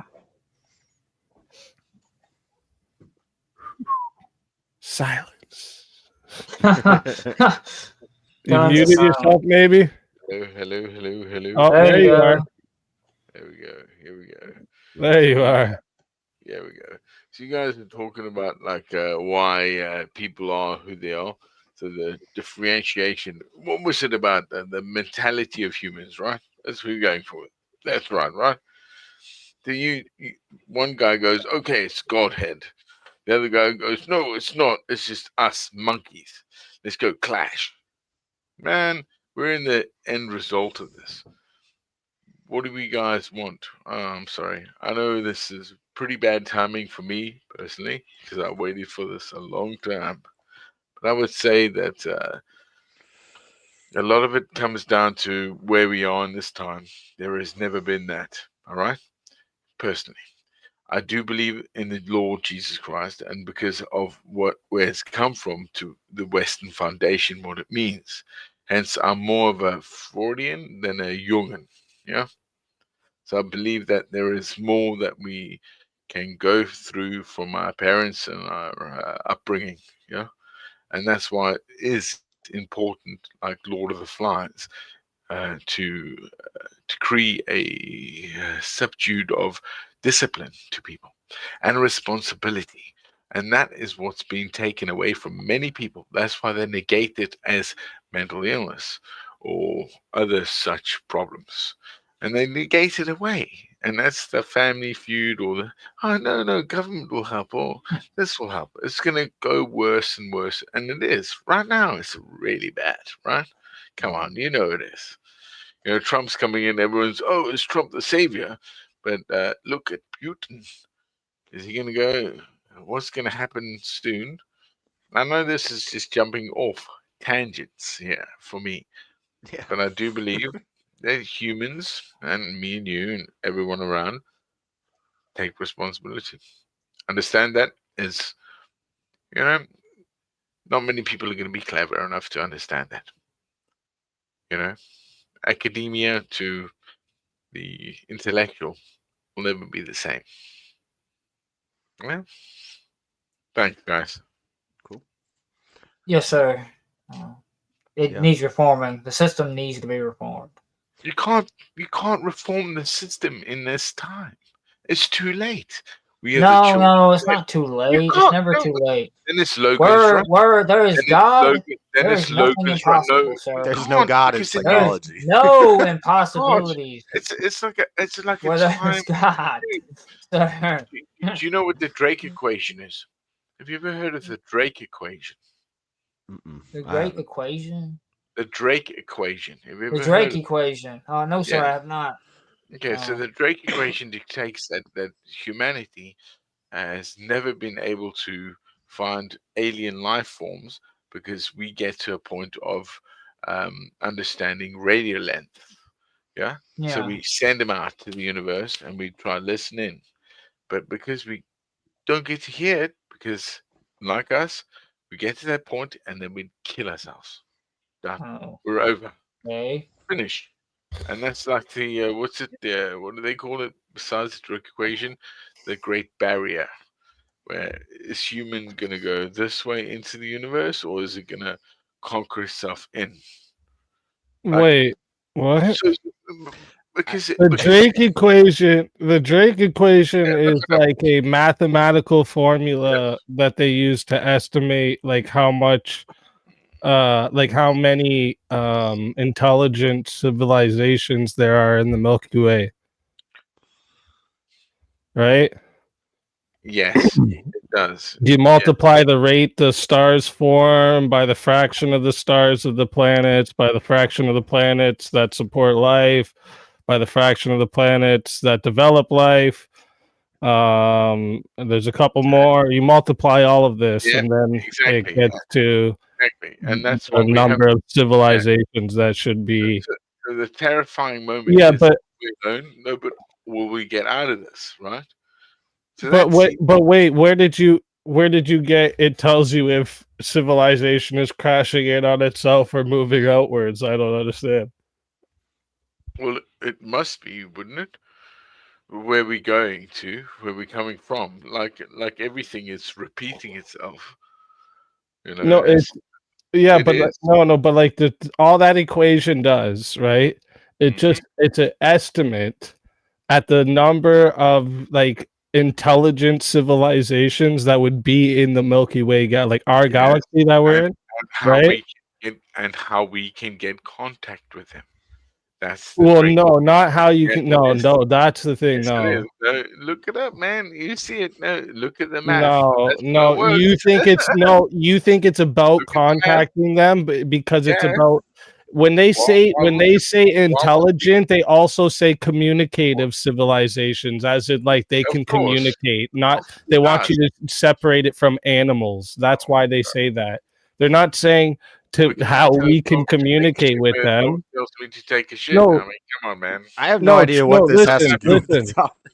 No, plastic. Listen, that equation all it tells you is like different civilizations that would be human-like, because they can't just say intelligent civilizations, because the trick some people question. will say, well, dolphins are intelligent civilization, or No, actually trick dolphins question. have communication, Oh, so oh it would my have to God! be like Trick something dumber question than a says that dolphin. But it's about us understanding but radio length. but Plastics, I and- don't get what this has to do with the Whoa. topic, and I'm gonna have an Okay. after panel, so you're more than welcome to come up and bring up the Drake equation. I've actually looked into the Drake equation before because of something else I was looking at, and I thought it was interesting that they even you know, how they go about doing this. But yeah, come on the after panel. It's gonna be good, so you're more than welcome. All right, I'm gonna throw you in the back for now. And one more time, I want everyone in the chat drop some W's for JS Urban Adventures and James Life Talks. All right, both did an amazing job. Okay. Again, make sure you go sub up to both of them. The mods have dropped their channels, plus they're in the titles tagged, so you guys can just click on the title and go over there.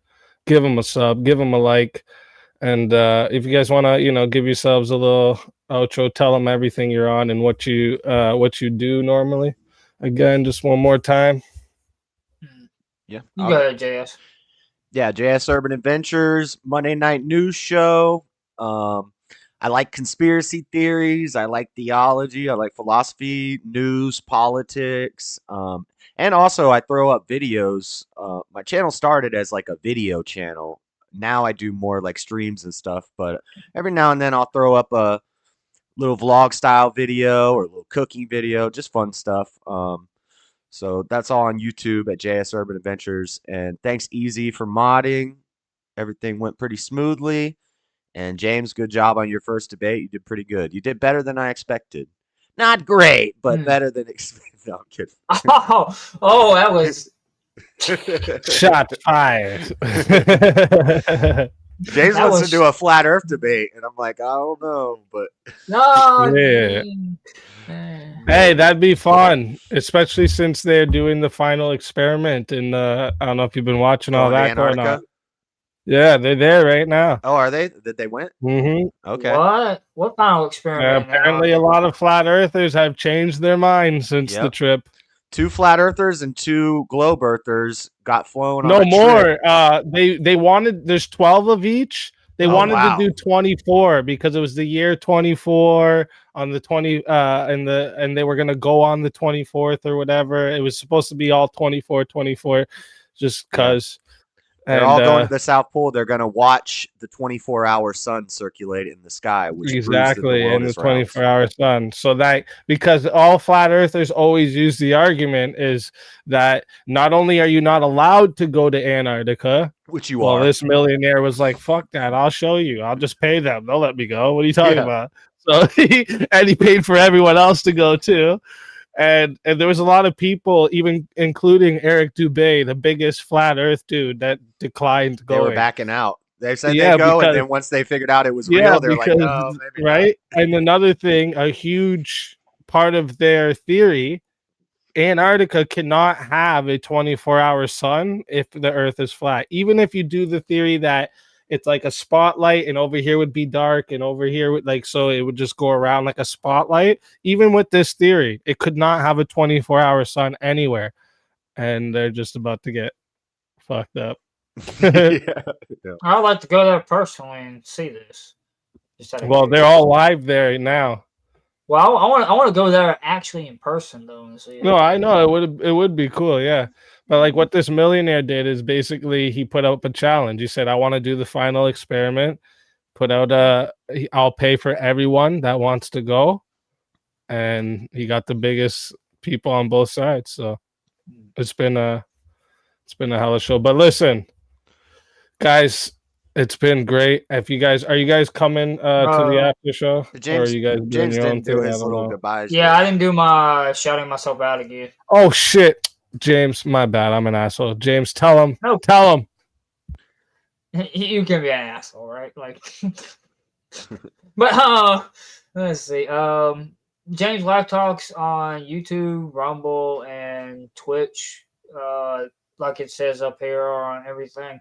I also have a gaming channel, James Gaming, on YouTube, Rumble, and Twitch. But I also forgot to mention Twitter again for the James Live Talks. I'm on Twitter. I need to set up my other socials still for that, and I need to set up my socials for my gaming channel as well. So yeah, kind of working on my getting Instagram and stuff worked out for my main channel. Is it's a progress. I'm working on it. So All right. yeah. Well, listen, it's been wicked for both of you. Okay, again, majorly impressed. All right.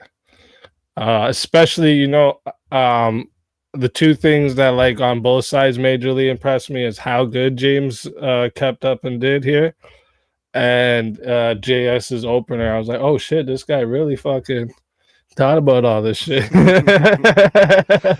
I didn't just pull it out of my ass. I wasn't expecting. Well, I pulled a lot of opener. mine out of my ass though, because I didn't take any notes or nothing. Hey, it's okay. Sometimes, I've had debates where I was like, you know what? I don't care about an opening. I just want to get into it. So yeah, I just wanted to get into it because I've never debated JS, so I wanted to I figure out get what it it. was like. 'Cause Yeah. I can watch all the videos I want, but at the end of the day, I'm not going to know what JS is like unless I've actually interacted. Straight up. So All right, I'm gonna put the link for. Let me make sure I put it here before I put you guys in the back. Here's the link for the StreamYard for the after panel I'm gonna do.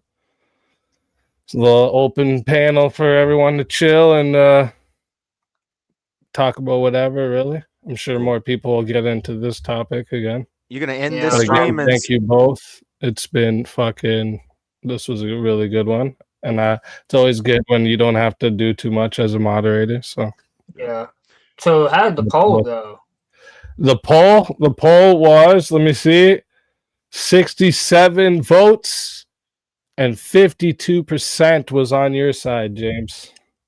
52%. I won the It was debate. close. What It was close. I This won is the why I don't debate. believe in I had democracy. to ask about the poll. Even though I saw it, I had This to is why I ask don't about it believe because in I democracy. knew what it was going to say because I saw it. To be fair, Shit.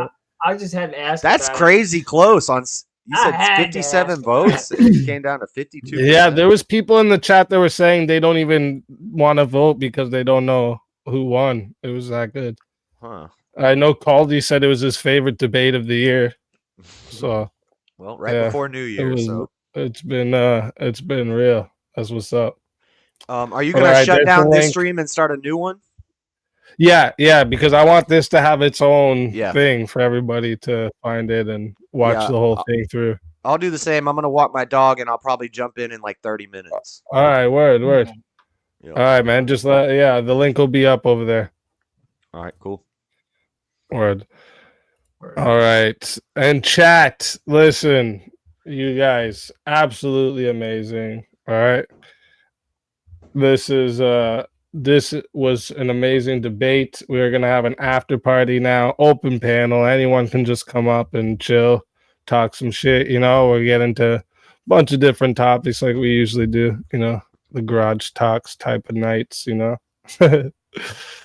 But I will see you guys over there. I'm rating it. Also, my mods, please drop the link for my other live just for anybody that doesn't have their raid thing turned on. And again, chat, it could be 30. All right. While Easy says goodbye, guys, my camera's not turned on because let me see.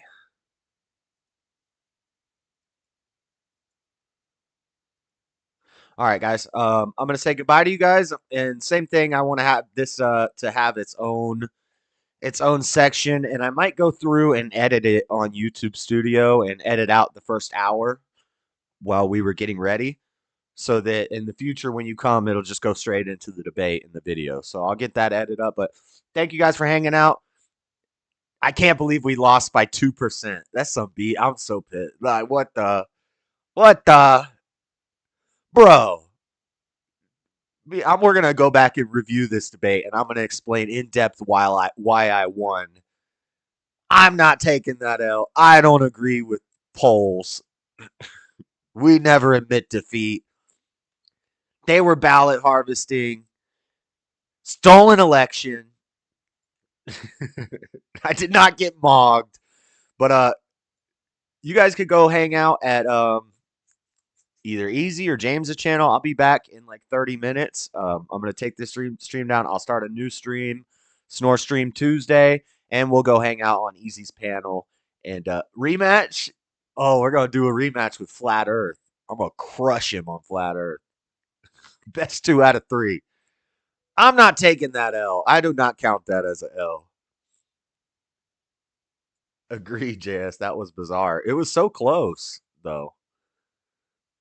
That's wild. But all right, just watch the channel. Go watch Easy, or I don't really care. You know, as long as you're on one of me, James, or Easy's channel, that's pretty cool. And he'll have his open panel started up soon, and I will be back and restart the stream and jump on there. But I got to take my dog for a walk.